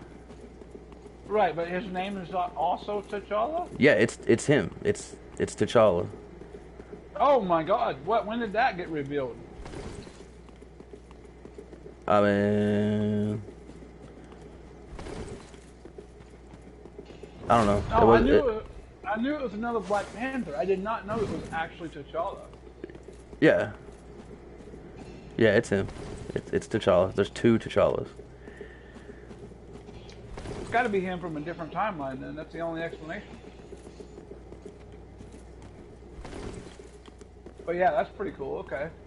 And he's still frozen, I think. They didn't Yeah. him out. No, they've not thawed him out. But Nightshade finds him, and I'm assuming in what can only be some type of like weird self-imposed guilt trip. She's like, "Oh, I shouldn't have done all this. Blah blah blah. I'm gonna help T'Challa." So she thinks that this is the regular T'Challa. Right. So she thaws him out, and which, like, I guess not thaw him out, because like when they found him on ice, they thawed him out of the ice, but they put him in stasis. Right. She so brings he's him. not conscious. Right, she brings him out of stasis. Yeah, and like kind of like checks him out medically, makes sure he's all right, and wakes him up. Well, I bet what he has to say is interesting. Right. So during this dragon attack, Black Dragon decides that it's not really New York that screwed him, it's Wakanda. So he's like, in my last bit of strength, I'm going to fly over to Wakanda and kill as many Wakandans as I can before I die. Oh, hell. So and T'Challa's like, "You'll never take Wakanda," blah blah blah. And he's like, "Oh yeah," crunch, and just like snaps him up in his mouth and swallows him. What? Did he have a suit on? Yeah. And he didn't chew him. He just gulped him down. But yeah, he had the suit on. Come on, that's the classic. Now he's gonna come ripping out of the belly. Right. So he swallows T'Challa and then flies to Wakanda. And then so Iron Fist, Nightshade, Ross, and the other T'Challa all take the warship to Wakanda to try to stop the dragon. So, and during all this time, the other T'Challa is just like, all right, cool, this is the reality I missed. Well, so far, he's just like, I'm awake. What's going on? And Nightshade is really the only one who's like, knows that he's there because it's a big ship. Because everybody's like, we gotta get to Wakanda, we gotta get there and stop this now. He's got T'Challa. And then she comes and she's like, what are you talking about? T'Challa's right in there. But they all fly the ship over to Wakanda. Then when they get there, I thought this was cool. Iron Fist just jumps out of the ship and just slams down a fully charged Iron Fist directly onto the dragon. Just jumps out and just boom, slams him right into the ground. And then just like stuns him, and then T'Challa comes busting out of the belly of the beast. Of course. So they're like really getting him. Nah. And then T'Challa pulls one of his whole plot furthering lines of dialogue, and he's like, "Yes, I luckily placed genetic disruptors inside the dragon." And then he and then he activates him, and he's like, "This will force him to return to his human form and provide a temporary fix, which will keep him alive. Take him to prison." Damn, man, they go through more pain and more effort to keep things alive than they do anything else. Oh, I know. I know. So then, after that's all over, T'Challa's talking to Ross, and he hears his own voice. And he's like, what is that? And he looks over, and he sees the other T'Challa addressing the Wakandan people as king.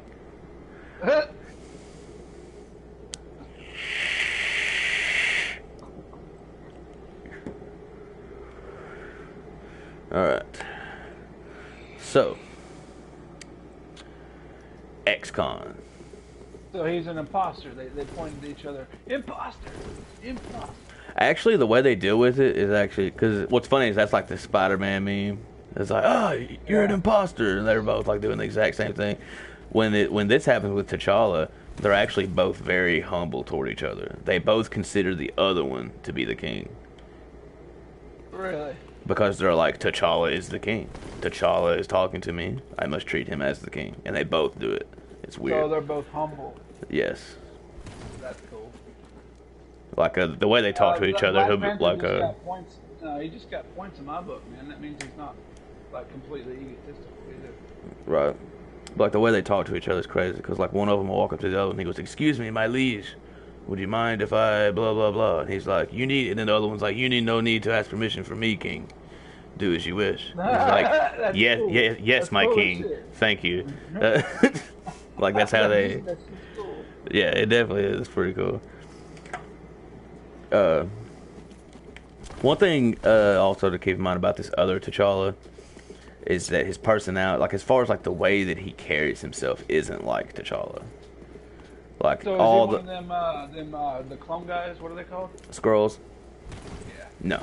Can't tell me that. Oh, he's not. A Skrull. He's not a Skrull. The only Skrull is Captain America, debatably, just because in this time period that we're in, which all of these stories have taken place, right? Captain America has been in all of them, and sometimes he's a Skrull, sometimes he's not, and no one really knows which is which. It's just kind of one of those things that got lost to the mythos over the years. But he's like he's all the nobility is there, all the wisdom and all that stuff. Like he's T'Challa, but he's like super goofy. He's always like laughing his ass off and just like, you know, stop and smell the flowers, man. Like,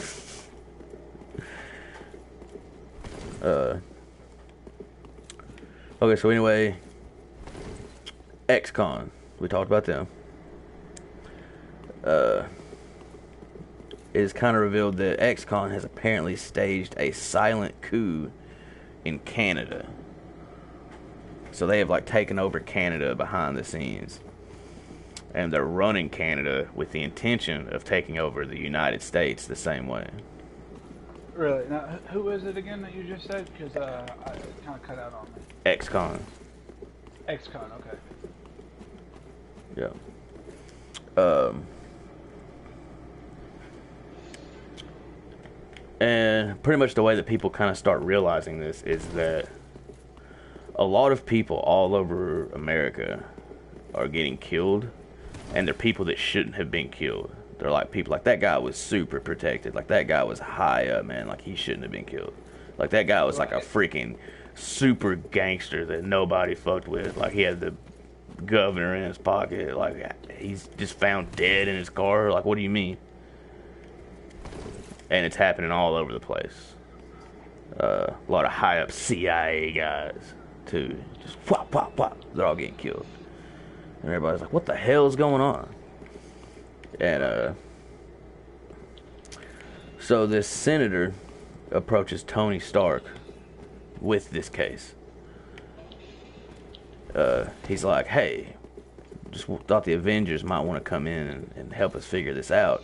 People are getting lopped off left and right. People that shouldn't be getting killed, and we don't know why.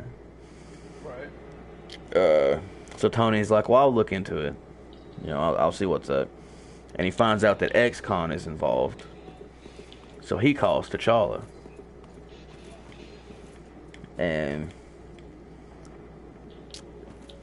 what's funny is like when he first sends out the communication signal or whatever to T'Challa, he gets the other T'Challa first. Okay. And he immediately is like, this isn't T'Challa. What's up? Because the guy's like, oh, what's up, my friend? Blah, blah, blah, blah. Like, he's just super happy and just carefree. And he's like, that's weird. And then the transmission, like, skips and it goes to the real T'Challa. And he's just, like, all stoic. And he's like, I agree with you, Iron Man. I don't believe the Avengers should get involved in this. I don't feel the situation warrants Avengers action. So, I'll see you later. Great matters of import are requiring my attention. And he hangs up on him, and Tony's like, now that's T'Challa. Right. So what are we doing as far as the game right now? What's up? Oh, I'm just murdering everybody in Fire League. Oh, cool. Cool. Don't do that! So what's funny is that after... Dude, I just killed the... Go ahead. What? I just killed the blacksmith. I didn't know you could kill him. Wow. But what's funny is that after T'Challa tells Tony that he doesn't feel that this warrants Avengers action, he immediately goes to Canada to investigate, and he recruits Wolverine to help him with the investigation. Ooh. Because Wolverine, da-dum-bum, is Canadian, in case you didn't know, which you should have. Yeah.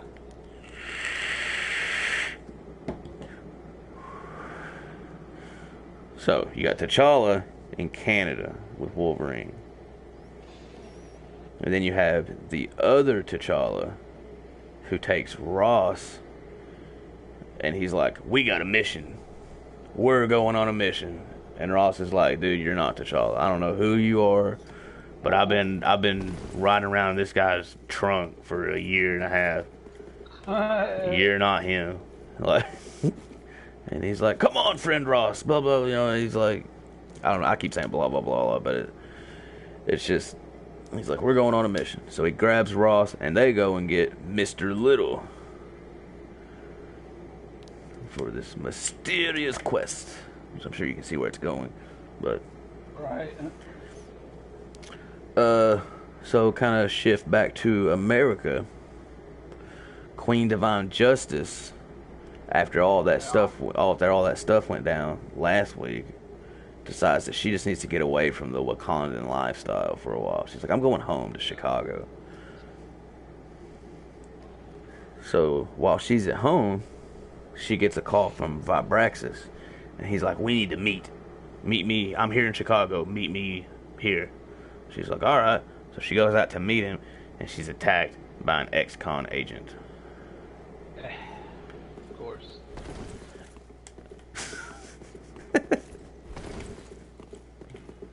I love like the audible fatigue in the attacks. It's like you guys could sit around a table reading the phone book for the rest of this book, and it would still be the craziest fucking story ever told. Like,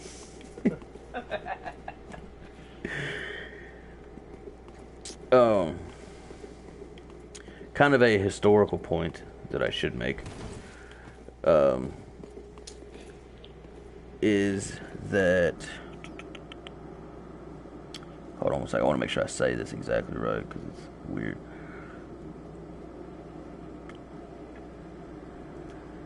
Okay, so back in like 1892, the guy who was the king of Wakanda and the Black Panther then signed a treaty with the guy who was president or prime minister or whatever of Canada at the time. Yeah. In which they made a trade. I don't remember what Wakanda traded, probably vibranium, but Right. basically Canada handed over a small island of Canada's to Wakanda, and they just never acted on the treaty.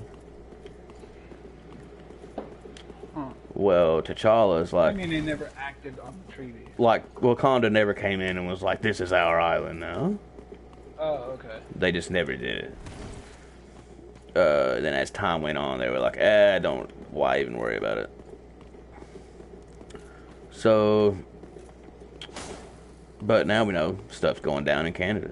You know, ex-con has taken over Canada.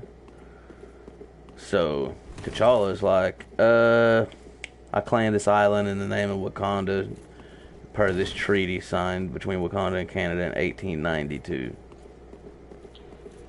That's Wakanda now, and I want it. So everybody's like, "What is up? What is up with T'Challa, man? He's just flipping out. He's crazy. He's causing another international incident. Like, really, really, again? Right." So Tony Stark does some digging, and actually it's remember Henry Gyrick, the guy who he was basically Ross's girlfriend's replacement after she was killed. You were like, "Oh, that's a cool name, Gyrick." Right, yeah, but that's a girl? No. You said replacement girlfriend. No, it was Ross's girlfriend's. Her name's Nikki, but it's like her replacement of her job. Oh. Like they hired someone else because the person doing the job died. Oh, okay.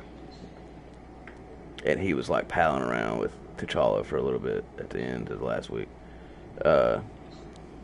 He like storms into Tony Stark's office, and he's like, "I just thought you might want to be aware of this little fact." And he hands him like this big file, and Tony's reading it, and he finds out that T'Challa actually owns the company that makes the custom fiber optic wires and cables that run through Avengers Mansion and Stark Enterprises.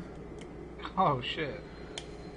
And then he's like, "What the hell is this?" So he starts looking at them, and he finds out that every one of these wires is housing several surveillance nanites. What? Really? Yes, really. No, I'm just saying, like, I know T'Challa was sent to spy on him, but originally. Right. Yeah. It's pretty messed up.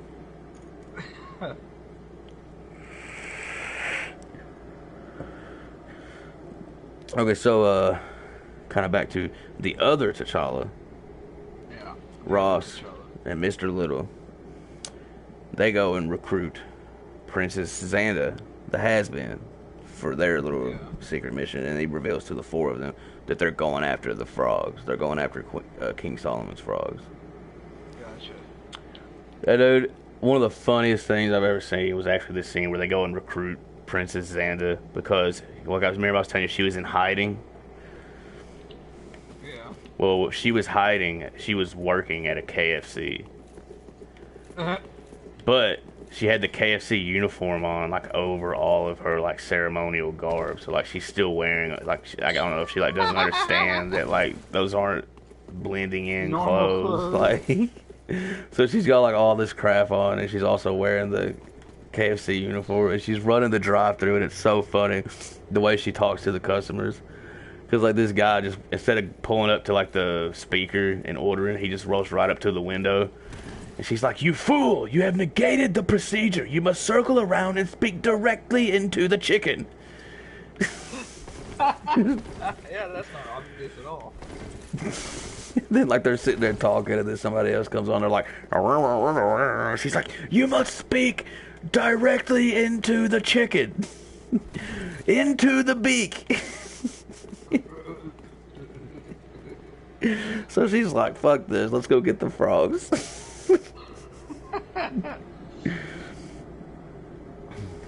Okay, and then real quick, boom, back in America. The agent that attacked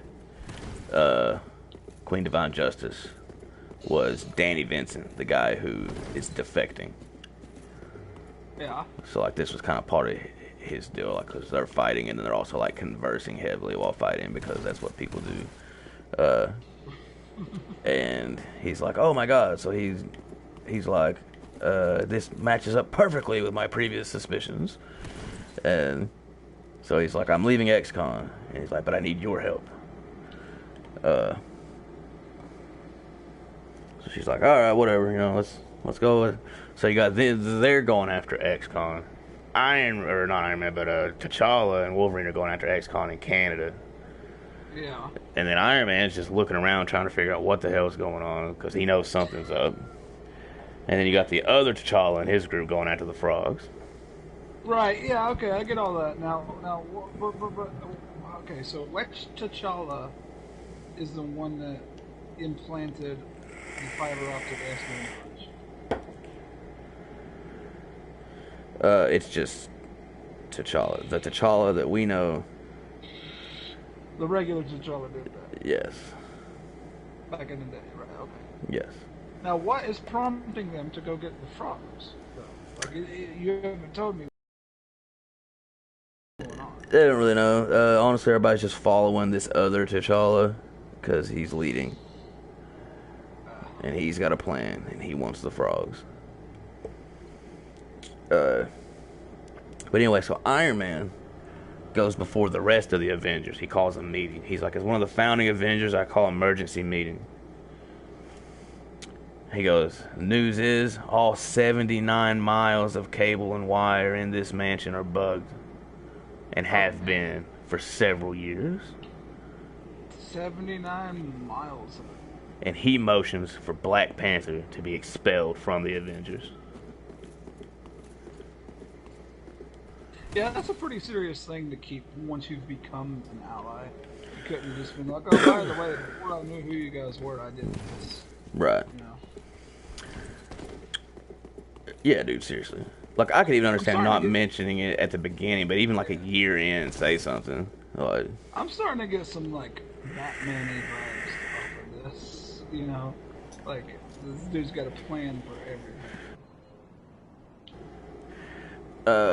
and also kind of the way the Avengers do things. Like, an Avenger can't just roll up and be like, I want this guy out, and then they all do a sporadic, you know, hate mob vote on it. They handle it later. They're like, okay, this will be taken under consideration. We'll look into it.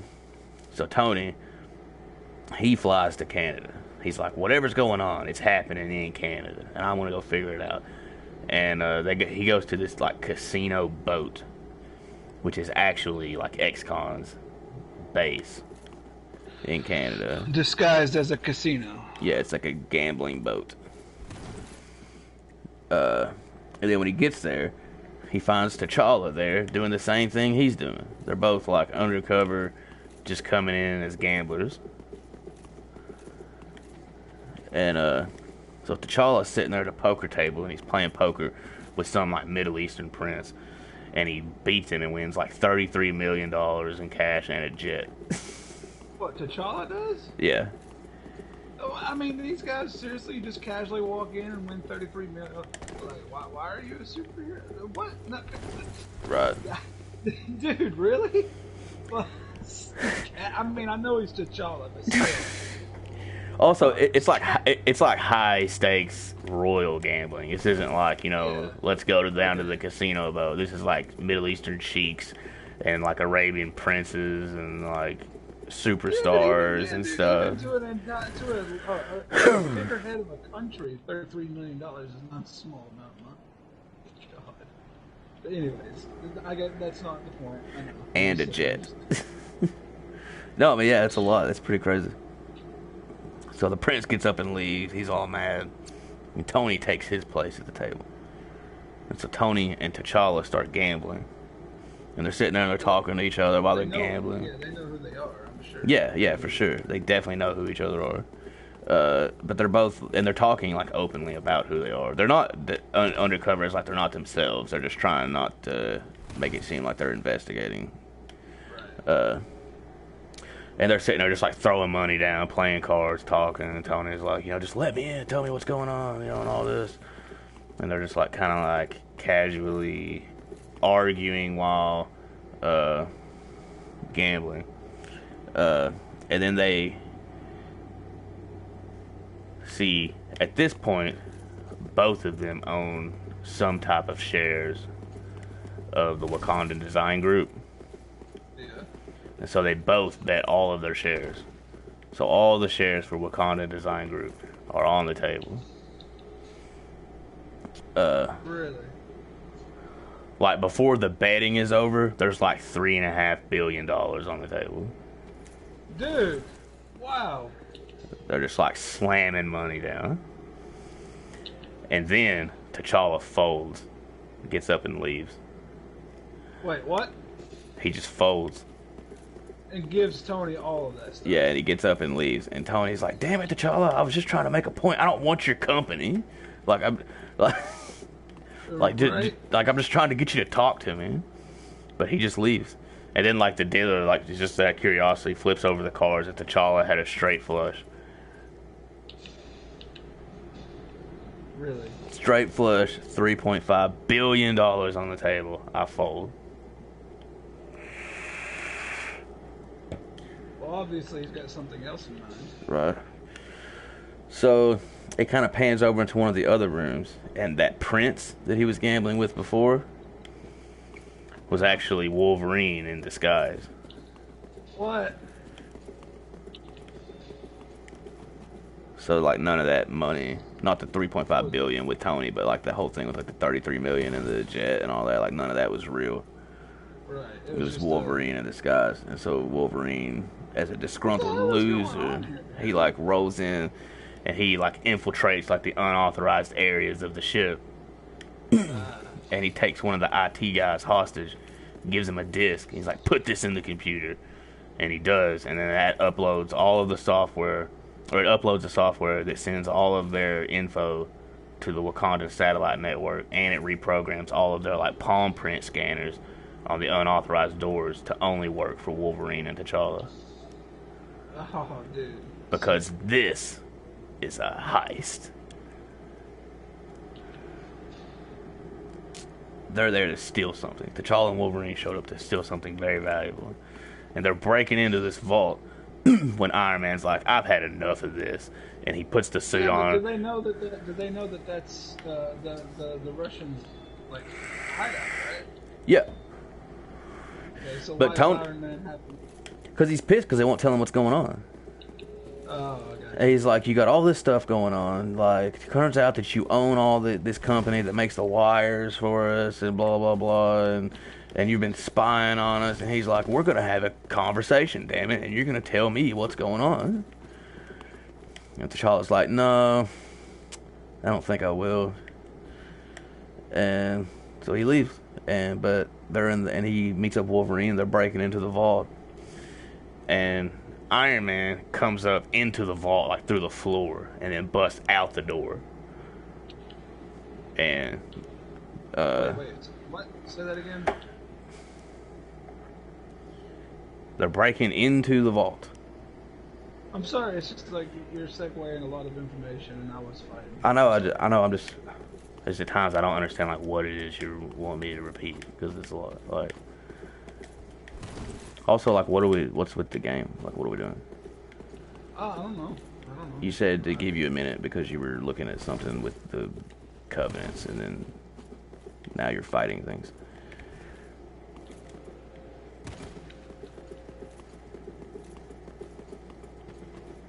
But anyway, T'Challa and Wolverine are breaking into the vault, and Iron Man, to cut them off, flies up to the floor of the vault, and then out the door. Yeah, he busts out the vault.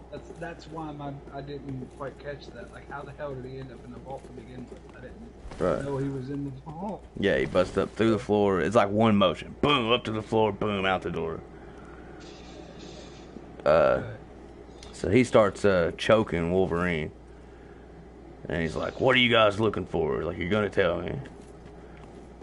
And so then T'Challa temporarily like disables Iron Man's force field around his armor with his energy daggers, because in the comics Iron Man has a little force field around the armor, and basically how it works is the force field like remodulates itself at like random frequencies several times per second. Really? So that energy weapons and stuff can't penetrate it no matter what frequency they're at. But to do that requires like a wave algorithm, which can be analyzed and synthesized and then matched. Okay. Which T'Challa does. Sounds pretty difficult to do. Right, but no, you just pull a dagger out of your pocket. It does it on its own because you're T'Challa. So T'Challa hits him with one of the daggers, energy daggers, and it breaks the force field down.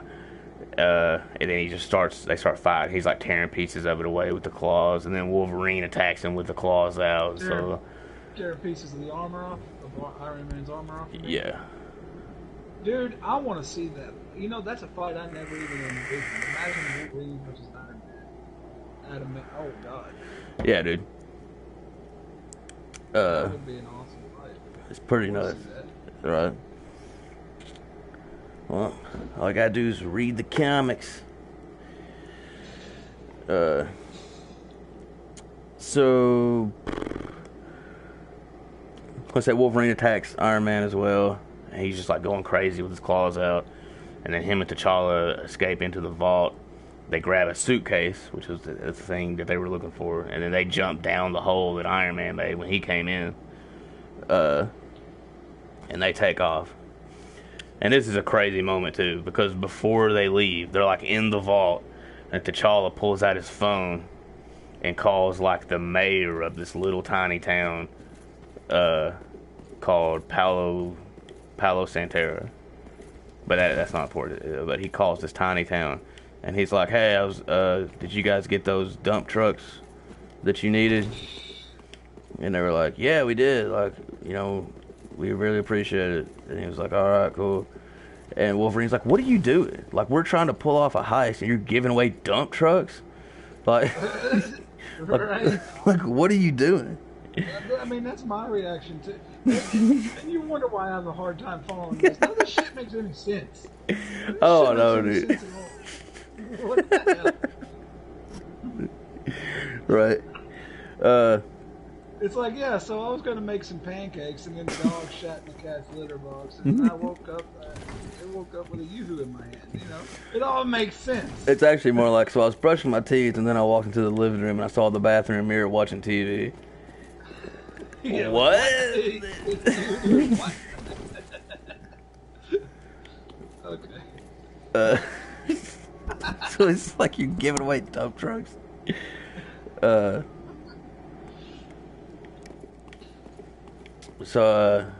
Also, we're talking a lot about Canada. Canada has their own like version of the Avengers, and they're called Alpha Flight. And we won't go into like all of the individuals in Alpha Flight and what they do and everything, because that's not really relevant, but they exist. Just think Canadian Avengers. The main guy's got like a big white suit with a red leaf all over it. But they find out about T'Challa annexing Canadian land, and they're like, you know what, we need to go after this guy. We need to go see what's going on. Figure out what's up. So they go after T'Challa. Then in America, you got Queen Divine Justice and Danny Vincent, the Gravity Defector. That should be his name. Gravity Defector. And they're hanging out in a motel, and she's like, so why are we here? And he's like, well, you know, we're trying to stop X-Con, right?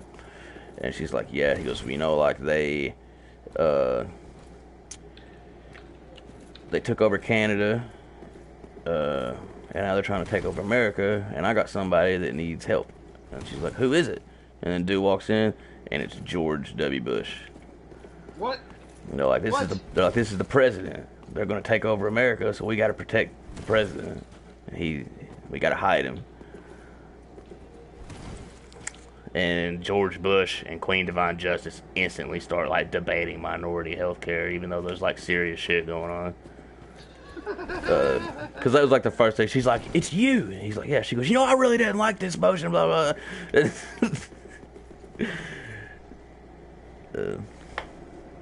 It's pretty funny. Yeah. So, but that was I just thought that was funny because it was George Bush. But anyway, back to the whole Iron Man deal. You know, because T'Challa and Wolverine escaped.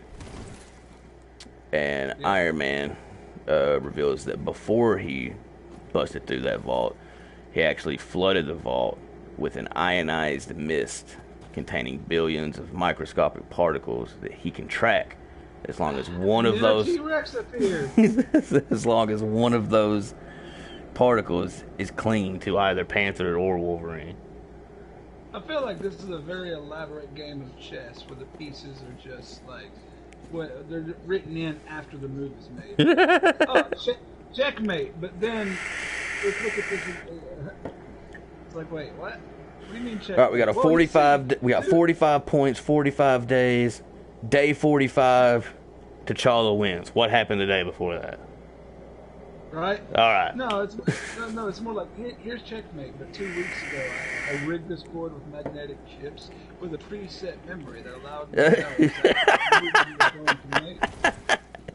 So it's checkmate. I was like, what? Right. All right. But that's pretty cool, though. But so Iron Man. Track a single particle would be very fucking. Oh yeah. Yeah, for sure. So Iron Man uses these particles to like hack into T'Challa's jet because him and Wolverine are flying away in a jet. so not only can he track them, but they can hack. Yeah, they're hackable particles. Oh my God. Yeah, the science in these stories isn't real. But that's what makes them so good, really. That's what makes them so over the top. It's like, what? Like, even when they go back in time and you're like watching like these World War II stories, the Nazis are like shooting lasers at them. I mean, like, basically, although, actually, you know, since we're bringing that up, kind of the understood thing of Marvel is that it takes place in the current time frame, but technology is advanced by like 50 years at least. Right. That makes sense. Individual technology, anyways. Yes. Maybe not like. Well, but see, there's an actual very realistic parallel to that. Like, a lot of people don't realize that a lot of private organizations and companies, we're just individuals in our own current age, have invented a lot of cool things.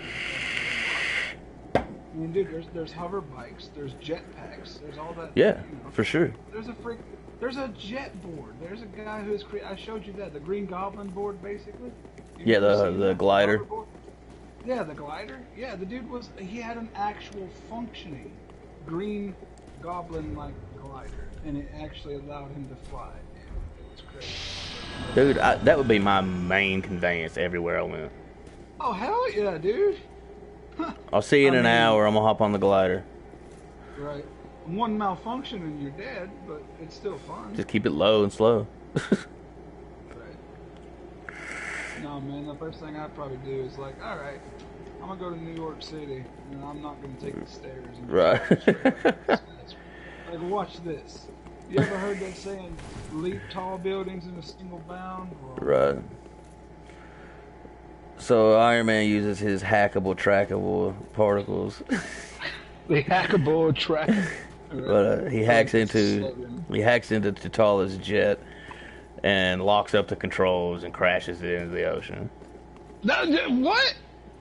Dude. I mean, that's a little dangerous. I mean, it's T'Challa and Wolverine. They'll be fine. Like,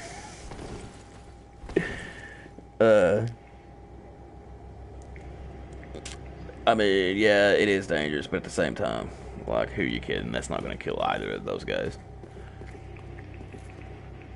You got Vibranium, Super Spy, Genius King, and Wolverine, the unkillable stab wound.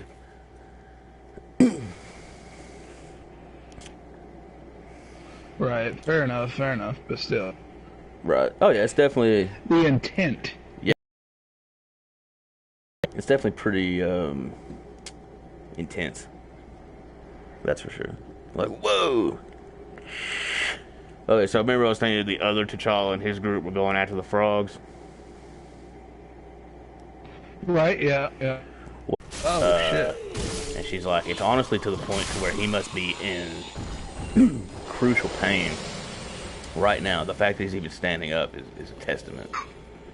That's why he's being so goofy and lighthearted, huh? Right, because he's got this brain aneurysm.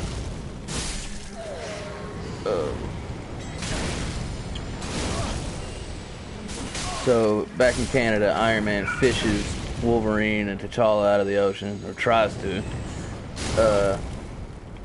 And they all get in this fight again while Wouldn't Wolverine, like, sink straight to the bottom, dude? Right. Dude, that's like I wouldn't have even thought of that. Like, you're made of metal. Like, how are you floating? That's a good question. It's just something I thought of. It's like, well, dude, he would sink straight to the bottom, man. Right. He's got 400 pounds of adamantium in him. Yeah, your mic is in your mouth a little, I think.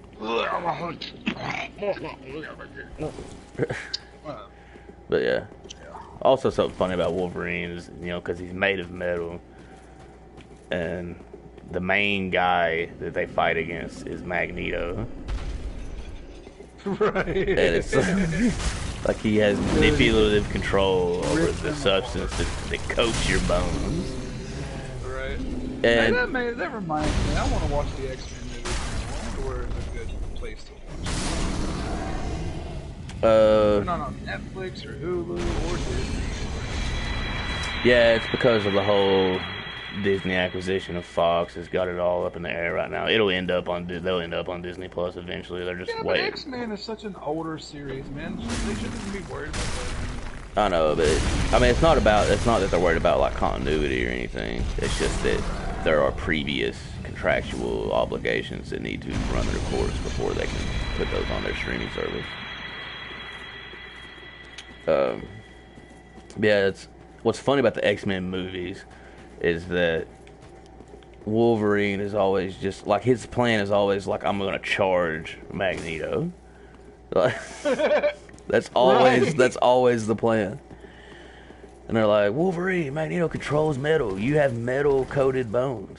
Like, what's the plan? Gonna beat him up. Gonna fuck him up, bud. Like, like, but your bones, ain't worried about it. Gonna fuck him up. And it's like, all right, Magneto, you're dead. Ah, my bones. Like, Right. we know. Like,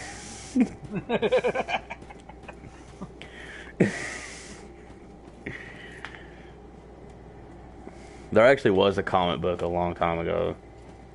It was probably in the 90s or the 80s, somewhere in there, where they were in a fight and Magneto ripped like pretty much just like converted all the adamantium to liquid and ripped it through Wolverine's pores.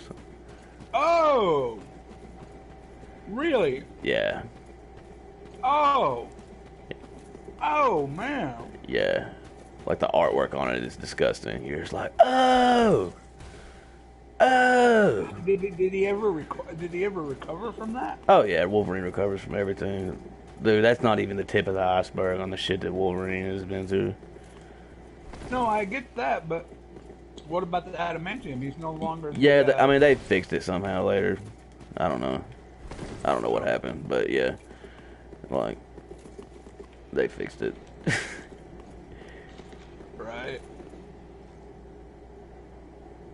I feel like Marvel has a bad habit of like trying to kill off a character, and then the fans are like, "No, what the fuck are you doing?" Right. Now they're like afraid to kill anything. Everybody just goes, Yeah, there's definitely been different. Like you'll definitely notice like different things through the eras. Like in the early eras, and like the '60s and the '70s, when someone died, dude, they were dead. That's why you don't ever see Uncle Ben or Gwen Stacy getting revived. Right. Because they died when death was death. And then it got to the point where they were killing off people like crazy. And they were constantly bringing them back, and everybody started complaining about that. Like, now it doesn't even mean anything when they die. So then they like, all right, we're not going to kill anyone unless it's legit. And then then they just went to this whole thing of like no one dying. And then they've just kind of gone back and forth between those last two over the years. So anyway, Iron Man's fishing Wolverine and T'Challa out of the ocean. He's trying to. They all start fighting while they're underwater. And Iron Man pretty much like repulsor blasts Wolverine in the back of the head, knocks him out. Then he wakes up like a couple of seconds later, because getting knocked unconscious also is nothing in these comics. Like you wake up like 40 seconds later. And when he wakes up, he tags Iron Man's armor with his capsule, like sticks it to him. And his capsule like emits this corrosive foam. Really? Yes. And it's not enough to just eat through all the armor, but what it will do is it eats through the armor enough to damage Iron Man's liquid oxygen. And the thing about Iron Man's... Yeah. And also, something that's funny is that the entire time that this fight was going on, like knocking out Wolverine and him tagging him with the phone and him fighting and him coming up, the entire time Tony was on the phone with Pepper Potts. Because she's calling him, and she's like, hey, there's these people from the bank, and they're here at Stark Enterprises, and they're repossessing everything, and it doesn't make any sense. And he's like, what? How does that even work?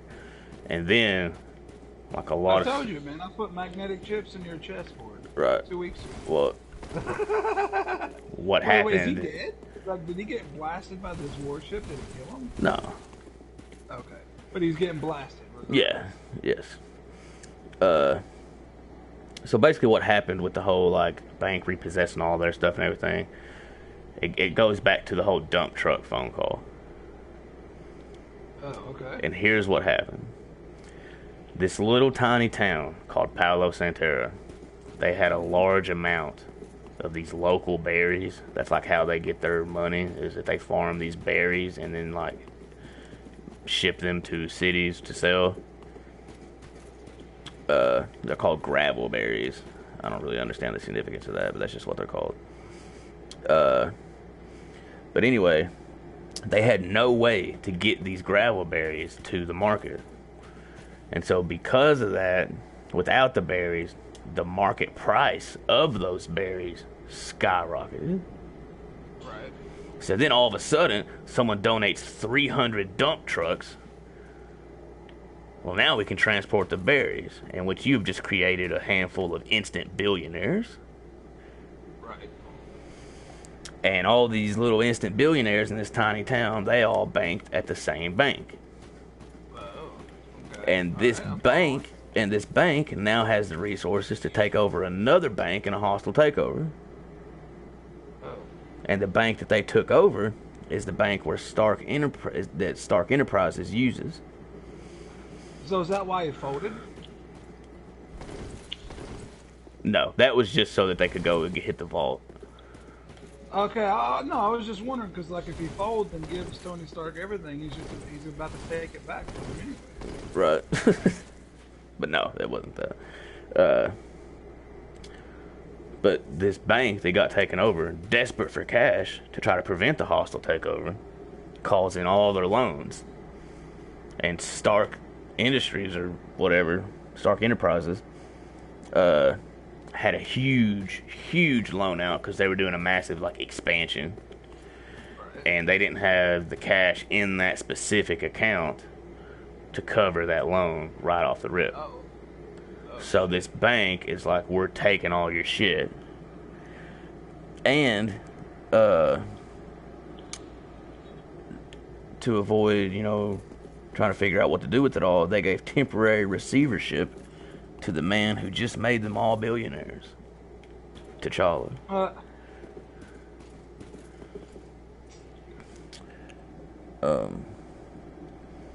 So when T'Challa pulled his phone out and was like, hey, I'm giving you 300 dump trucks, he was taking over Tony's company while he was fighting him. Oh, man. That's crazy. He really... I don't want to play chess with T'Challa. Right. Dude, the chair will, like... the chair you're sitting in will have turned out to have been, like, a mind reader. Yeah. This measures the electrical synapses firing off in your brain, and I can tell what piece you were going to move. Before you moved it. I can tell your entire strategy before you even took your first breath. Right. So T'Challa and Wolverine, they go meet up with Alpha Flight, the Canadian Avengers, and some Canadian government officials to discuss this whole... Who meets up with Alpha Flight? T'Challa and Wolverine. Okay, gotcha. Sorry, you said that so quick. Yeah, they go meet up with Alpha Flight and some Canadian government officials to discuss this whole, like, annexation of this Canadian island. And basically T'Challa's like, T'Challa did that. He annexed that island because it shines a light on that area of the world. Because the whole world's like, what's going on? This international incident. And that's where X-Con is operating. So they don't want him to have he doesn't want them to have any secrecy. He wants everyone watching them. Right.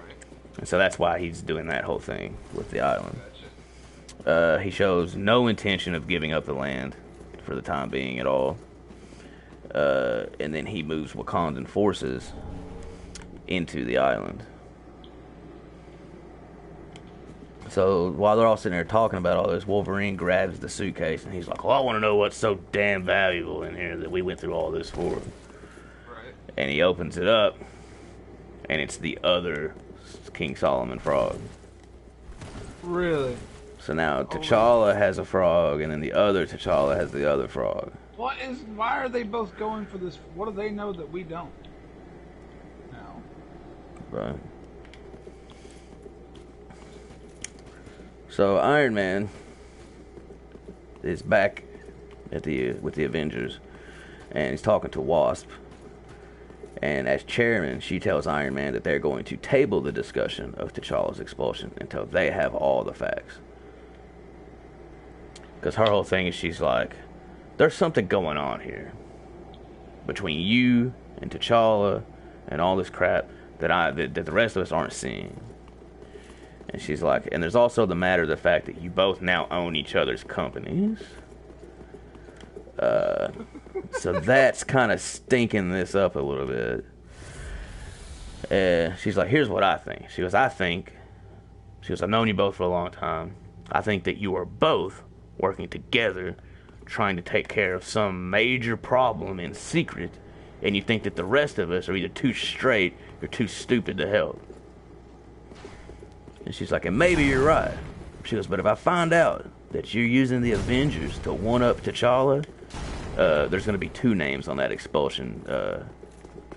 Right. Not just one.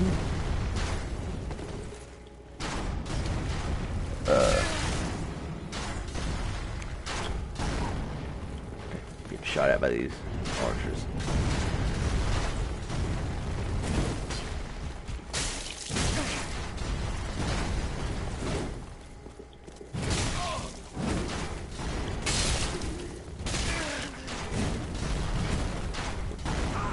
Dude, I fell off a ledge, tried to parachute.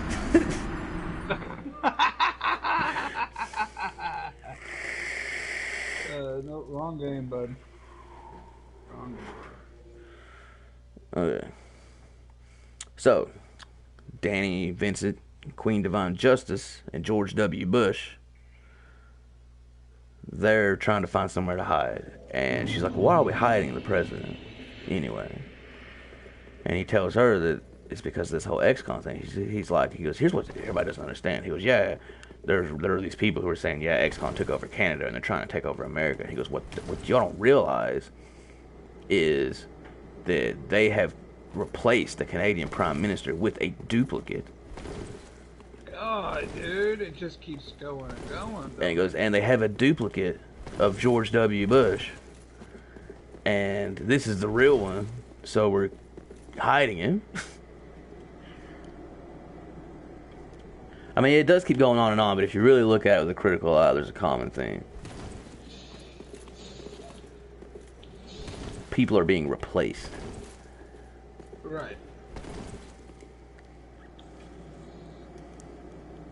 So, Tony goes, and this is like kind of fast forward by like a couple of days, I guess. I don't know, it didn't really give it time. But Tony goes to see T'Challa, who is set up in the Stark Enterprises CEO office. Wait, don't. Okay. He's like that's just such a kick in the nuts. Like, he come to my office. That's my office. So Tony confronts him, and about like what he thinks that he knows about what's going on. Yeah. And this conversation between the two of them reveals a lot. It makes a lot of this make sense. And I thought about it for a while, and honestly, I think the best way to go over it is to just read the dialogue, because it's fucking crazy. Alright. Basically, they're in the office, and Tony's telling T'Challa, he says, this is ridiculous. My lawyers appear before a federal judge in an hour, and we're filing fraud complaints with the FTC and the SEC. Your takeover ploy won't stand up, and you know it. And T'Challa says, well, in an hour, I will no longer have need of your company, Stark. And until that time, it is my company. And Tony says, all right, since I'm sure you've secured this room, and since we have some time before the Canadian Prime Minister arrives in Washington to meet with our president about this crisis you've manufactured for the express purpose of bringing these two people together, why don't I tell you what I do know? Kill some time. Stop me when I'm wrong. By the way, feel free to be like, wait, what? at any moment. Yeah. So Tony says, so basically a lot of top-level people in U.S. intelligence were suddenly killed. People who were far too well protected for that to have happened. Which brought this senator, which brought Senator Rakim, loudmouth activist, and your college rival to my door. An obvious message from you. But apparently not obvious enough, so you sent me another message, allowing Agent Gyrick to discover that you actually own the company that manufactures all the cable used here and at Avengers Mansion, which is complete bull. There's no way on earth I would ever doze off at the switch like that. The truth is, I own ABC Wire and Cable. Always have. Wait, what? And you knew that. I'd instantly know that you'd set Gyrick up and fed him phony reports to put him in play just to drag me into whatever the hell you're up to now. So I played along. Had Happy doctor up some nanite-infested cable, raised hell with the Avengers, and waited for your move. Okay. So that whole thing was a show. Right. For what, though? He says, which mainly concerned you and Wolverine robbing a casino in Ontario and my coming under fire from your forces. The corrosive foam you had Wolverine tag me with had done its work, eating its way through my liquid oxygen cells, which could cause the cells to explode, possibly causing a major systems failure. Losing the oxygen cells would cripple my system, which pressurizes the armor and regulates the fuel-air mix for my jet thrusters, among other things. Sure, my turbines still worked, but with no system shot, with the system shot to hell, there'd be no thrust, which would be really bad. So at 1,500 feet, under fire from your warships, I ditched the cells, which he couldn't have done that underwater, he'd have sank. So he did it right then. He goes, that left me 10 minutes of air in the suit, 10 minutes of thrusters, and then I'm taking the bus. My first thought was to turn your battle cruiser into a chia pet. Really losing my temper now. And then I realized that's exactly what you wanted. That's how you wanted me to do it. You wanted me to lose it. The angrier I became, the better your plan worked. Which presented an even more frightening question. Did I want your plan to work?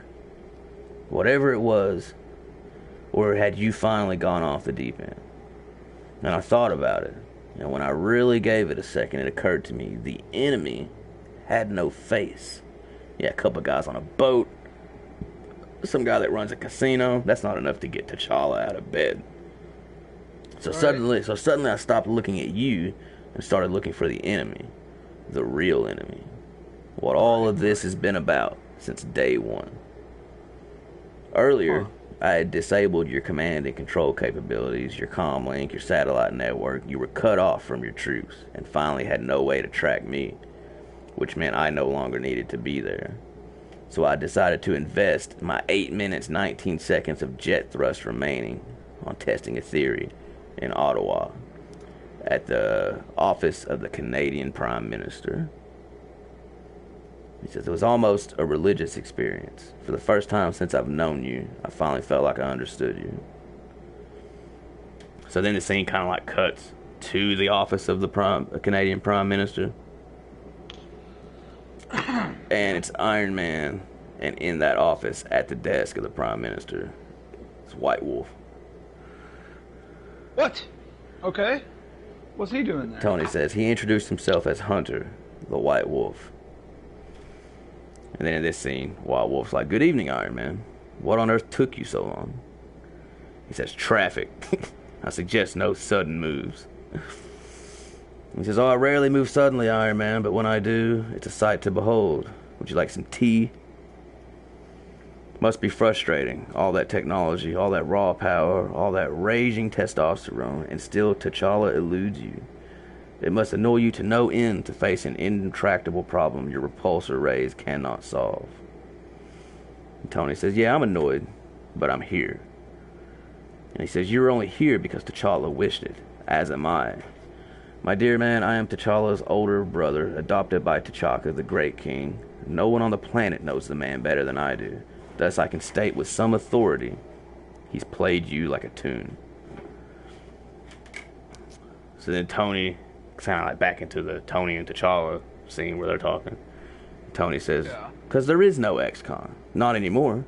Because the transcontinental alliance of covert agencies that stole your country has been smashed to bits by the White Wolf. And you knew all along. It was the Wolf, a super patriot, who effected the revenge you couldn't ethically manage. The slaughter of every ex-con agent around the globe. Okay. He's a shady men for sure. Guilty of atrocities, more than likely. But still entitled to due process. And you turned a blind eye towards the White Wolf's tribal justice. The Wolf and his assassins broke the back of ex-con's leadership. Everyone except for Danny Vincent, who managed to escape with one of ex-con's key assets, the President of the United States. Oh. The coup de... We already knew that. That the president was ex-con? No, Danny Vincent was ex-con, and he defected and took George W. Bush so that he wouldn't be switched out for a duplicate. Right, okay, yeah. Okay. So Tony's like, this coup that you're allegedly trying to prevent It's already happened. It happened 6 weeks ago. The president in the White House is a duplicate, and the one running around with Danny Vincent and Queen Divine Justice is real. He goes, this happened 6 weeks ago. The president was replaced by a duplicate so perfect it is scientifically impossible to distinguish the two. Ex-con used a method they'd first tested in Canada on the Prime Minister, an odd marriage of advanced science and ancient wizardry. Ex-con took over North America, and you knew, and you told no one, least of all your own team. And instead, you took it on yourself with cloaks and daggers and gravel berries. He's like, you brought me down with gravel berries, for God's sake. He's like, what is it with you? Is it pride, the thrill of the hunt? God, T'Challa, I thought I knew you. And then it kind of flashes back to the old, back to Tony and White Wolf talking in the Prime Minister's office. And White Wolf said, have you ever wondered why T'Challa never built a suit of armor for himself? Of course you have. You are one of the very few Westerners who fully appreciates who my brother actually is, as opposed to who he appears to be, who he wants you to see. T'Challa has not built a suit of all-powerful invincible armor because he chose not to. Think about that. And then Tony, talking to T'Challa, says, and I did.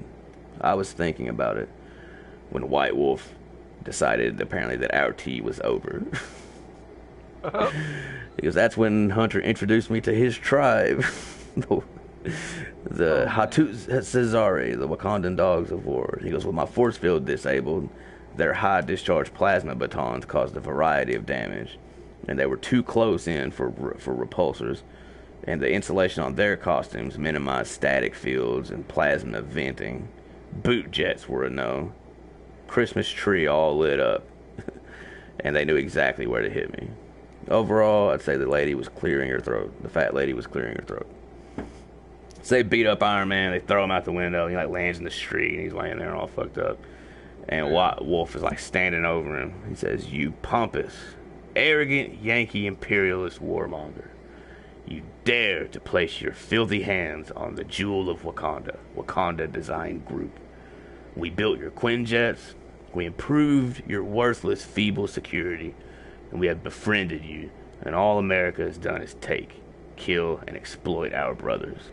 Spit on the throne of T'Chaka, the great king, and you, in your hubristic conceit, drape yourself in a flag and call yourself a hero." Oof. That's some Right. pretty powerful wordage. Right. Oh, it got me with the syllables. Got me right in the syllables. Right. But then Tony is telling T'Challa, he goes, and as White Wolf was about to kill me, I couldn't help but wonder if he was saying things you felt, feelings that you, a king, weren't at liberty to express. And I was a little lost in thought when I remembered I was about to die, which probably wasn't part of your actual plan. So I overloaded my armor's AGO system, which is like the sound, the speaker system. He goes, and I just slammed them with pure sound. Wasn't really much of a trick, but the way things were going, keeping subsystems from overloading was the bigger challenge. And that was right around when Canada's superpowered cavalry showed up. And then Alpha Flight and Wolverine step in. They're like, "Get out of here, Iron Man. We got this." Right. So wait a second. So all this was because X-Con had actually taken over all of America? Yep, they had taken over North America and Canada. So how is it that T'Chaka, or T'Challa, rather, sorry, can blame America for all of the subversions when it was really X-Con? That's the same people. Or at least White Wolf. Like, White Wolf just said, how dare you, drapes yourself in a flag and call yourself a hero. America is exploited. Oh, he was pissed because Tony bought the Wakanda Design Group. Yeah. Okay, I get that, but at the same time, like, most of these atrocities being committed towards Wakanda seems to have been caused by X-Con. Yeah. Yeah, he's just speaking in generalities. Okay. He's a Wakandan loyalist. So, for the final time, back to Tony and T'Challa talking. Tony says, and here we are. The president meets with the Canadian Prime Minister within the hour. The time clock releases my vault from top security in 2 minutes. You know, T'Challa, whatever's in the vault, whatever it is you've come for, I'm probably not going to let you have it. That has to be the reason for this whole thing. Going through all the trouble to acquire my company. Did it ever occur to you, even once, to just let me in? Make me a real partner in this instead of my following breadcrumbs? Or do you really hate me that much? If even half of what the White Wolf said was true, maybe some small part of you needed to beat me. Maybe that's why you chose me, to prove something to yourself. T'Challa turns to him and he says, you know, you nearly broke my jaw. He says, you think that's bad? Wait till you get the bill for my armor repair. T'Challa tells us, banter going back and forth here, okay. T'Challa says, with Hunter involved, there was no way of knowing how much and who had been compromised. Thus, I sent you a message in the most secure way possible. He goes, by gaslighting Gyrich. He goes, yes, a message implicitly for you, sent in a manner that you alone would understand. Hunter the White Wolf sought revenge against X-Con for the Wakandan coup, and ended up taking X-Con over after X-Con had already staged bloodless coups here and in Canada. And you were next. Tony's like, so he hates me for taking over Wakandan Design Group, and with the president and the intel people in his pocket. And he goes, yes. Wait. Didn't Tony take over but that was under T'Challa's recommendation, wasn't it? Like, he caused his own crash, and then Tony bought up all of it, right? Yes. Yeah, didn't T'Challa do that? Yeah, but White Wolf still hates him for it. Okay. Because that's his whole thing. That's like who he is. He hates everyone who's not Wakandan. He's like xenophobic. It's crazy. Which is funny because he's British.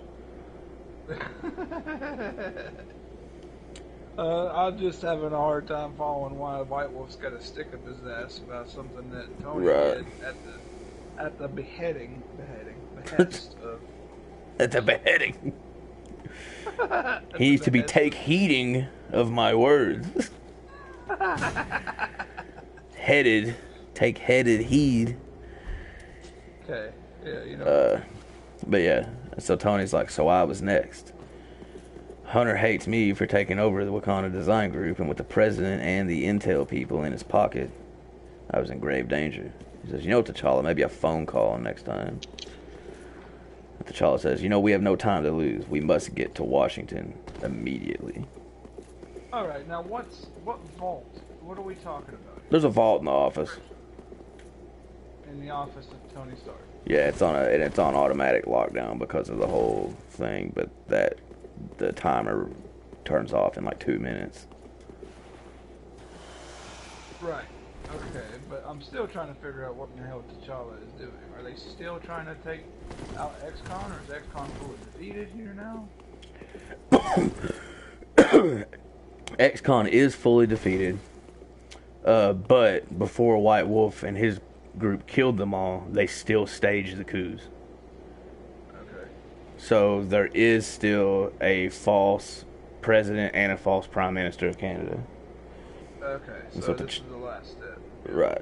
And T'Challa's like, we have no time to lose. We must get to Washington immediately. And Tony says, 2 problems, though. Wait,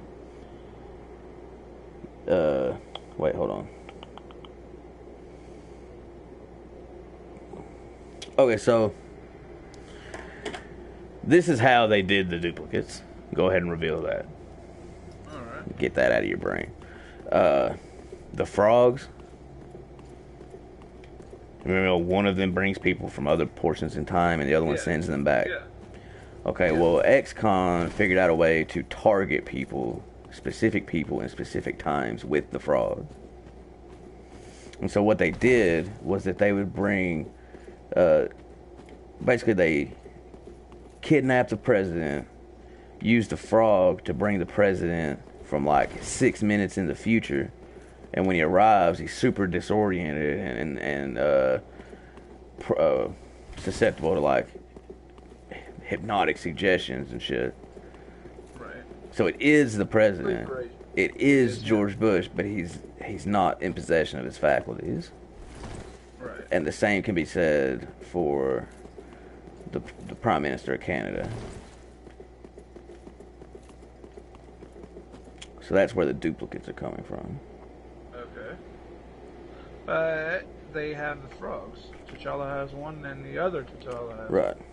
And that's where it got to. Tony says, we got two problems. A, you've only got one magic frog. You need two, the one that sends people back. And B, you have no way of telling the difference between the real president and the duplicate.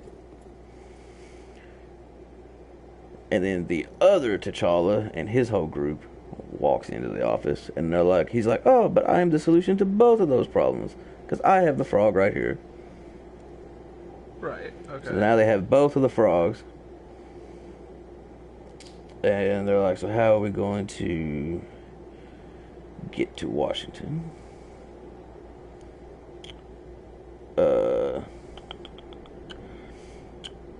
So they're sitting here trying to make this plan when the other T'Challa like shoots this gas out of like his glove or whatever, and it knocks Tony out. Like we need to take he's like, we need to take him out of play or he's gonna get killed.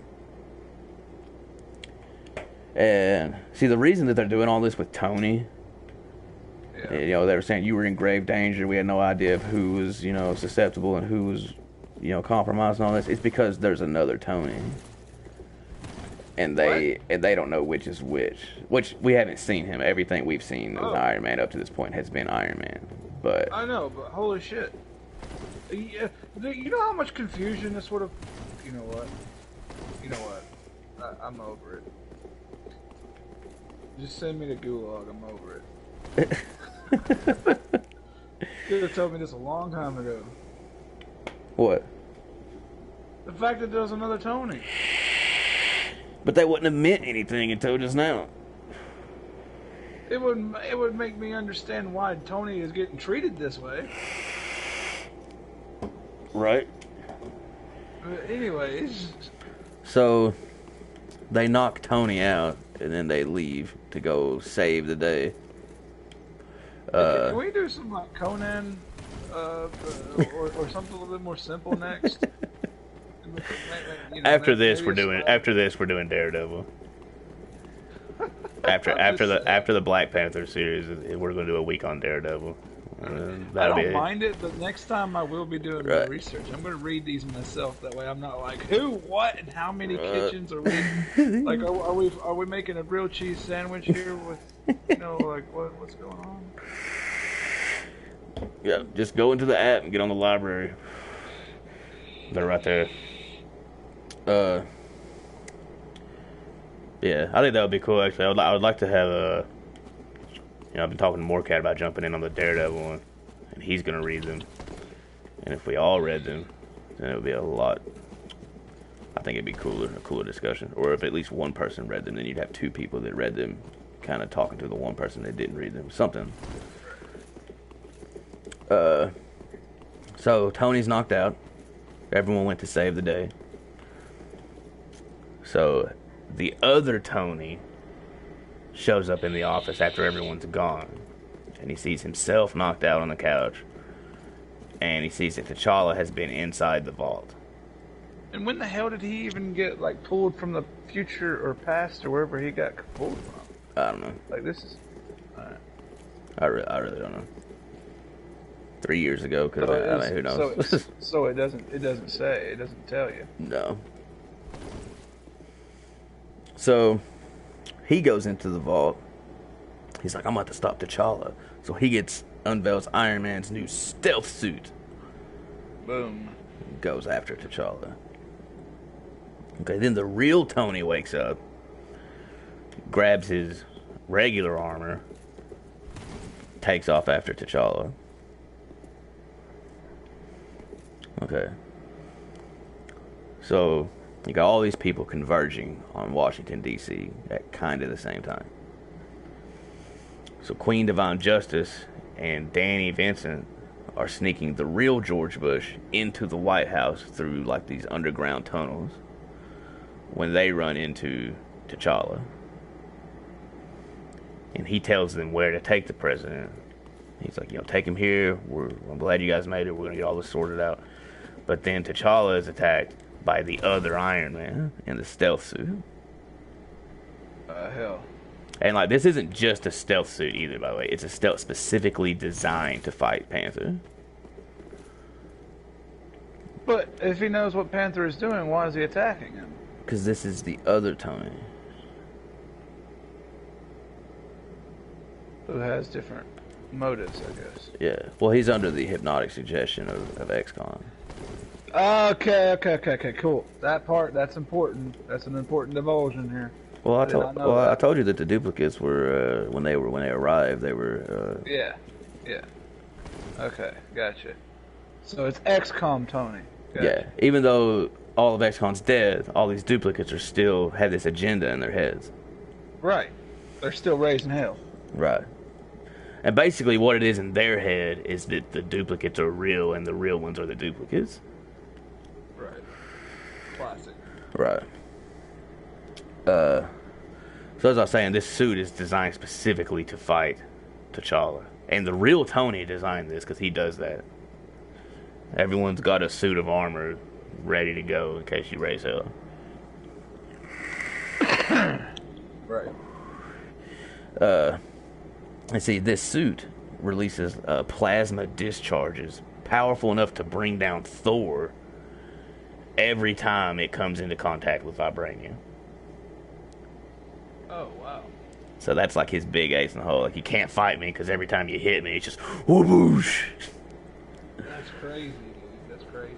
So this ex-con, right? So then this ex-con Tony grabs T'Challa, starts choking him. T'Challa shoots energy daggers into the water pipes in the tunnel, causing them to like rain water all over him. And once water was falling on Iron Man, quote, T'Challa could see, because the suit has like cloaking, so he's having trouble seeing it. Right. But so Predator effect, the water lets right. Basically, the water shows where the CO2 vents were. Because in order to be completely silent, you need to figure out a way to breathe silently. So Tony had it to where all the carbon dioxide was just stored in the suit and then vented out. Ah, interesting. Okay, cool. So when the water was falling, T'Challa could see that's where the vents are, and then he clawed the vents, causing the plasma discharge to go into the vents. Oh shit. And so they're both getting fucked up. They're both fighting. They're fighting pretty brutally for a while.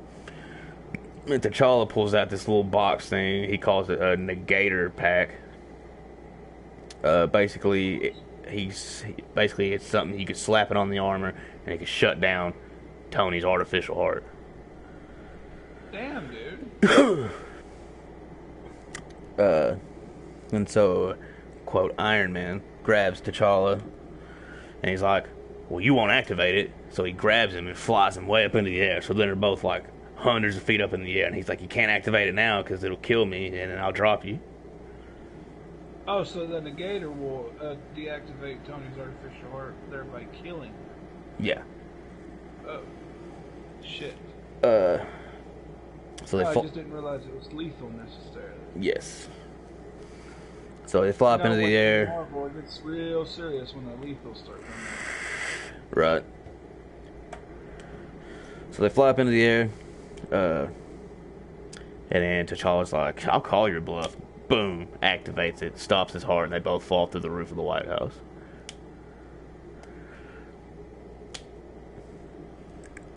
So the real Iron Man catches up to the other T'Challa and the rest of the group. And he's like, where's T'Challa? Where's the real one? And then the other T'Challa kind of reveals, "Hey, I'm the T'Challa you're looking for. We switched." So the T'Challa that was fighting the fake Iron Man was actually the fake T'Challa. Gotcha. Uh, This whole time. right. So wait, the T'Challa that had the conversation with the real Iron Man was in fact the fake. No. He was real, but then after they knocked him out, they switched. Gotcha. Did So he the kill fake. the fake T'Challa? No. So when the fake heroes, the fake Iron Man and T'Challa, when they fall through the White House, it does cause one of those seizures triggered by that aneurysm. Ooh. And so both of them are just laying there dying. And then the real Iron Man and Black Panther show up at the White House and find themselves dying. And then they start arguing about what the copies did to each other. Tony's like, I can't believe you would have some type of negator pack that could shut down my heart. And he's like, well, you built this whole suit of armor against me. Like, I mean, but there are 2 people dying here. But right, exactly. I think the fake Iron Man dies. Yeah. So the group gets together and they gather up the copies. They get the president and prime minister copy with the intent of sending them all back to where they came from.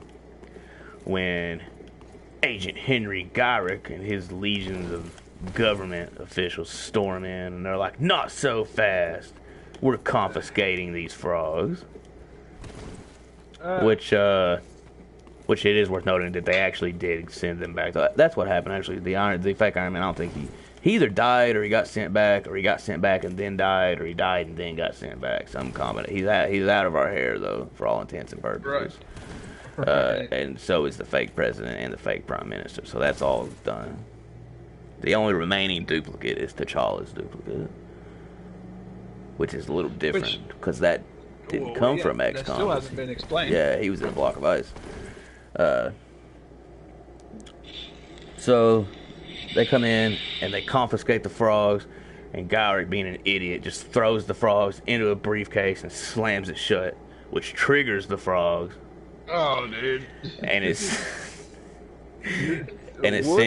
sends Monica, both T'Challas, Ross, Queen Divine Justice, and Gyrick back in time to 1875 Texas.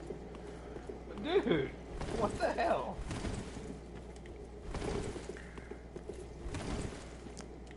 Right. Okay. And it's just your basic romp through the Old West.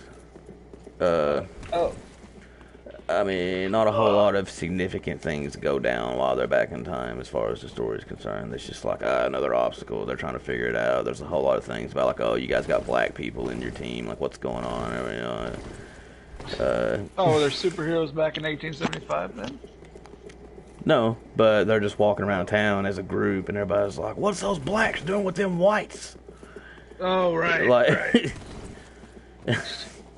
of course. So there's all that whole thing with the racism and stuff that they got to deal with. And long story short, they end up meeting up with Thor. Because obviously he's around. Because he's like 1,500 years old. Right, but he probably has no idea who the hell they are. No, he absolutely doesn't. But they convince him, and he believes them. Basically, there's like a whole side quest deal where like Loki's doing some nefarious bullshit in the Old West, and they help Thor stop him. And he's like, "Thou must verily be whom thine speak of," like, because that's how Thor fucking talks. And he's just like, "All right, I believe you." So he does some type of Asgardian crap and sends them back.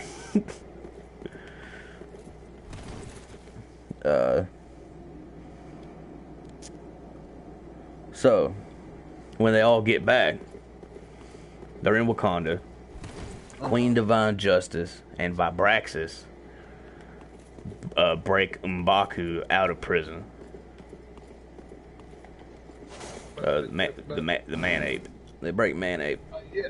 out of prison because Queen Divine Justice, her whole thing is like, he's one of my people, and she's like, and yeah, he's wrong, but you're holding him here as a political prisoner without a trial.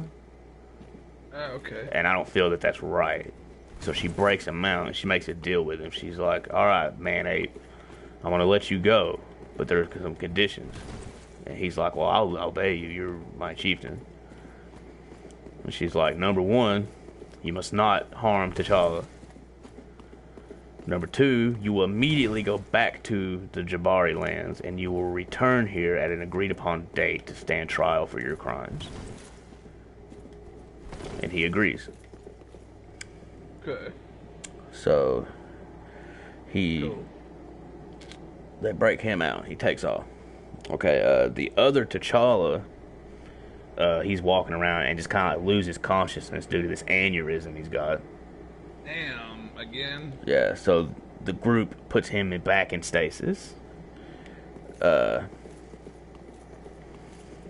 And then Monica gets into like this big thing with T'Challa about, you know, like, I fucking hate you. I'm sick of this kind of thing in my life. I just want to go home. She's like, I'm back here in Wakanda again. Don't want to be here. Didn't want to be involved with these frogs and these duplicates and none of this. And T'Challa reveals the nature of this other T'Challa and the reason that he broke off his engagement to Monica several years ago without reason. About 10 years ago, T'Challa was out in Wakanda when he ran into and came across himself. Huh. And the other T'Challa. And this other T'Challa told him, I'm you from the future. Or no, it was like, I think the timeline was they initially met each other 3 years before all of these events. Right. And at that time, the other T'Challa was from 10 years in the future. So he's like 7 years down the road now. Right. And that was why T'Challa broke off his engagement, because he was like, well, I'm dying. I'm not dying. The future me is. Right. And he says a man that is dying has no future. And he goes, I had no future to give you, so I thought you deserved better. But he didn't tell her. And also, if you're wondering, it was one of the frogs that brought him back through time. Okay, I got you. But that still represents a significant issue. And the fact that the 20 years in the future cutaway that was at the beginning of this shows T'Challa still alive. Mm-hmm. But he also having seizures. Oh, he was in that flashback? Yeah. Or the flash forward, rather? Yeah. So there's nothing to do about that brain aneurysm. Doesn't seem to be. That sucks. I mean, it's fucking Marvel. They'll probably give him a new brain or something. Like, we'll lop your head off, and then we'll give you the other T'Challa's head. But before we put it on funny. you, we'll fish the aneurysm out. Which is funny because they have been trying to do head transplantation surgery in real life. Could you imagine that? Dude, we got somebody else's head. No, it's your own head, but you got somebody else's body now. Oh, well, whatever. That's crazy. Yeah, dude. It's like, hey, I'm tired of being a big guy. I want to be that skinny dude that just died in a car wreck. Give me that body. I'll see you in a week. Right. Also, T'Challa reveals to Monica at this point that he knows that he now has the brain aneurysm that the future him is suffering from, and that he contracted it as a result of trauma in his fight with Iron Fist. Oh, hell. Because he got iron fisted right in the face several times. And while the vibranium kept him alive, he couldn't really do much for the brain bouncing around. Right. And he also, because he now has this aneurysm, he's having like these hallucinations. Oh shit. And he's having these hallucinations of Magneto. So like as he's walking around talking to people, Magneto's kind of like hanging out beside him, going like, "Is that really what you want to do? It's not what I would do." You know, like, Really? yeah. Why Magneto of all people? Because T'Challa's greatest fear is becoming Magneto. Oh. I did not know this. Yes, T'Challa's greatest fear, because they are very similar people. They both are monarchs of their own nation, and they both have their people, and they both try to do what's best for their nation. And he fears that the whole espionage required and all this is going to cause him to become the kind of person Magneto is. It's like his greatest fear. He sees him as a cautionary tale. Right. So that's why he has like these hallucinations of him talking to him and all this. So while they're talking about this, M'Baku storms in, and he's like, "I'm honor bound to not harm you." But he walks over to the stasis tube where the other T'Challa is and smashes it and kills him. Oh man. But why? Because it's like, loophole. Like, it's like, gotcha, bitch. No fucks given. No, it's just, I'll just kill your extra hair. You don't need it. Screw it. Just crushes him to death. T'Challa. Right. Hello. What the fuck, man? Right. So he takes Did off. they not do anything about it? Well, he takes off and goes back home, and then everyone's trying to like save the other T'Challa. They're like gathering around trying to like save him, but it doesn't work, and he gets killed. So now that's over. So now there's only one of everyone. So T'Challa. That's pretty bad. Like that's the synopsis of this entire parade. Now there's only one of everybody. Right. Everybody gets one. And if it wasn't complicated enough, but by all means, feel free to go back and peruse the other two. Right. So T'Challa gathers Wakandan troops. Who? Like, are you kidding? Sorry. I can't tell if you're kidding or not. I'm kidding. Okay. Okay, I was like, wow, man. Like, really? Who? Face noise guy. Right. Okay. I'm just gonna start giving everybody regular names. So Bill goes after Ted. Oh no, you cut it out. I was just joking. I said, so Bill goes after Ted because he stole his grilled cheese. Right. But T'Challa gathers up some Wakandan troops because he's going to go assault the Jabari lands and get M'Baku. And he gets there. This M'Baku dude is like getting on my last dick nerve. I'm just gonna say that bluntly. Like this guy just walks in, like he gets completely shut down. They're like, "Oh, I'm sorry, you can go now." Kill somebody. They send a whole fucking war party, imprison them again. 2 days later, they're like, "All right, you can go now." Fuck, ha, kill again. It's like, dude, right. how many times do you have to learn this lesson? I love M'Baku, dude. He's one of my favorites. He's awesome. He's like, I'm the man-ape. But T'Challa shows up at the Jabari lands, and he basically just calls them all out. He gives them the option. He's like, you can surrender M'Baku or be wiped out. Well, yeah, no, you can surrender M'Baku or get wiped out and get resurrected 2 days later. Well, I don't think...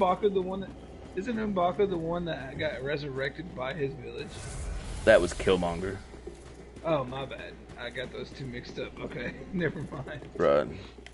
But, yeah, he goes there and he tells all the people, like all of them, he goes, you all turn over M'Baku or you will all be wiped out. And then Queen Divine Justice is like, whoa, isn't there like a way to settle this, And T'Challa like looks at her and he's like, you. He's like, for releasing M'Baku and causing the death of T'Challa, even though I'm T'Challa, he goes, you shall share his fate and will be executed alongside him. Oh, getting that Wakandan flavor of justice. Yes, and then Vibraxis, because he's like in love with Queen Divine Justice. It's like, no, you can't execute her. Like, she doesn't fully know our ways and all this. And T'Challa's like, well, you do, and you helped her.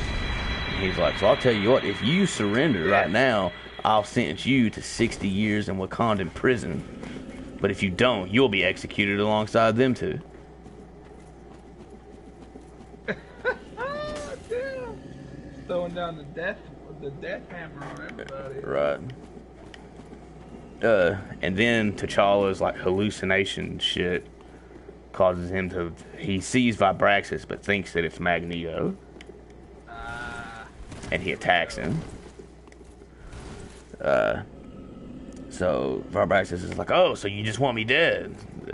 And so Vibraxis opens up like this, uses like vibrating powers to open up like this rift in the ground under T'Challa, and he falls in and he closes him up in it.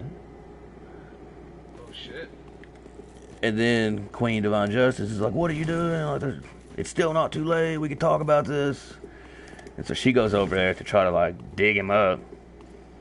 But then Panther, also thinking that she is Magneto, just comes flying up out of the ground and just whoops the shit out of him. He just comes like flying up out of the ground, like fist to the gut, like die. So she's all jacked up now. Not dead, but could have easily died. Right. She's but human, right? Yeah. Pretty much. Yeah, she's pretty normal. She doesn't have any powers or anything. She's a badass, but that's about it. She's got skills. So when he attacks her, M'Baku's like, oh, hell no. That's our chieftain. So M'Baku orders all of his troops to attack. And then there's this huge battle. And then T'Challa's, like, doctors show up. And they, like, inject him with some kind of stuff that's supposed to, like, bring him out of the hallucination. Bring him back to reality. And he snaps out of it. And he orders everyone to stand down. So the battle stops. And then he approaches Queen Divine Justice, like, in shame. I can't believe I just did this. And he tells her, make your petition to your king. She says, What release. do you mean in shame? I mean, I get it that he hurt her, but she fucking released. Anyways. Yeah, I know, but it's all tribal honor. Right. But he says, make your petition. And she says, free me. She says, release me, free my people. It sounds like you're getting. Yeah, I was just running around. And I ran into like all those rooftops where the archers were, and they just ganked the shit out of me. So that's her petition. Release me, free my people. Afterwards, everything's kind of settled down. Ross goes to the throne room because he's like, I need to talk to T'Challa. And he goes there, and he finds the Panther suit draped over the throne, and T'Challa is gone. Oh, no. And that's where we're gonna leave it this week. Yeah. Of course. Tune in next week for the finale. It's gonna be crazy. I mean, if it gets any more crazy, then I'm just gonna have to bring two of me. Right. Just get you a duplicate. Go get a frog. Right. One per T'Challa.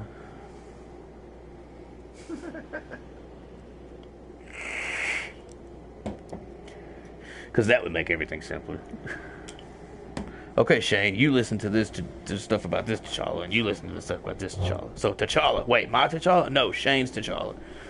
Okay, yeah, right. What? You got to cross-reference our materials here. All right. What did you pick up? What do you know? Okay, no, that doesn't refer. That doesn't make any sense with my storyline. What's going on here? Are you the real Shane? Right. Well, I love XCon, so probably not. You bastard! You got me wrong. Yeah, dude.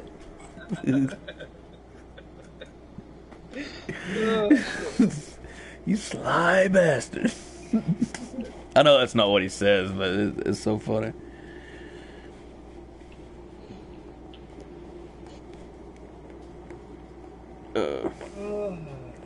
But yes, I think the next one is actually the shortest one of the four. So it'll be, I'm not going to promise it won't be convoluted, but it'll be more. This one wasn't too bad. It'll be about like this one. It'll be about like that, probably. I need to reread them.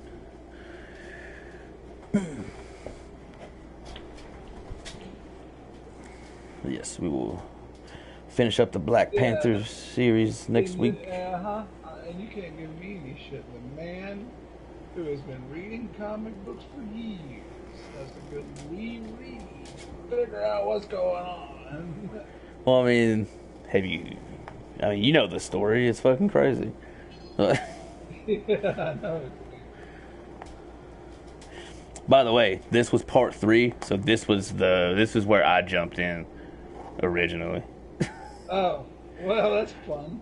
Yeah, like I jumped in, and the whole thing about T'Challa being found, the other T'Challa being found in the block of ice, happened at the end of part 2. So like I jumped in on part 3, and there's just 2 T'Challas running around. I'm like, what the fuck is this?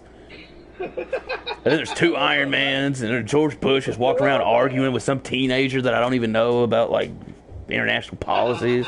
I'm like, what the hell is this? This is crazy. Like, when I first read, I actually didn't even like it. I swear I did. I was like, dude. Well, yeah, dude. It doesn't even make any, like, who could? And then the whole thing with the frogs. Like, there was a period where I was so sick of the frogs. Because, like, every time I looked into anything Black Panther, it was always from, like, the 80s or the 90s, and it was always about the damn frogs.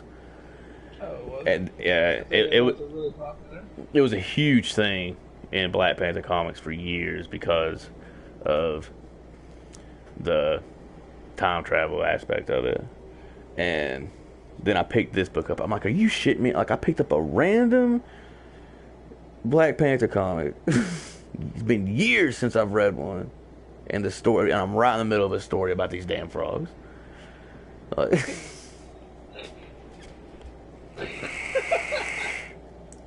It's like, well, they haven't changed much, have they? right. And you got this bitch over here saying, I'm Queen Divine Justice. Like, what are you queen of? Arguing with George Bush? Like, doesn't make any sense. Yes. As I said, next week we'll finish the Black Panther discussion series, 4th and final part.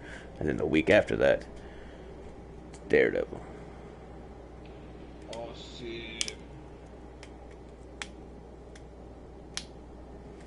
But that's going to do it for me here today. I've got to go to work. I got to go to work. Because I'm one of these suckers that works for money.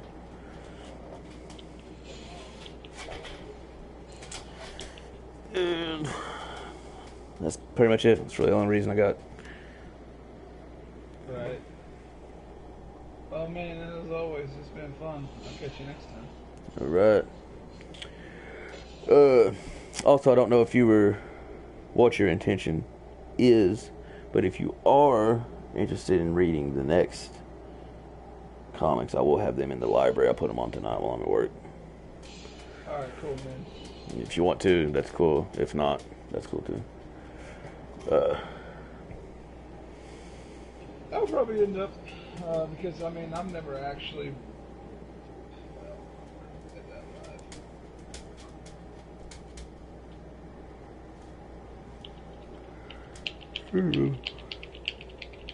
But anybody wants to see any more of our videos, check out our YouTube channel, Story Mode Live Gaming. We have a Twitch stream channel also, Story Mode _official. Links to both of those channels are regularly posted on our Twitter page, which is at Story Mode _live. Or if you're having trouble with that, just email us directly at storymodegamesofficial@gmail.com. Hope you enjoyed it. Thanks for tuning in. I'm out. As always, press start.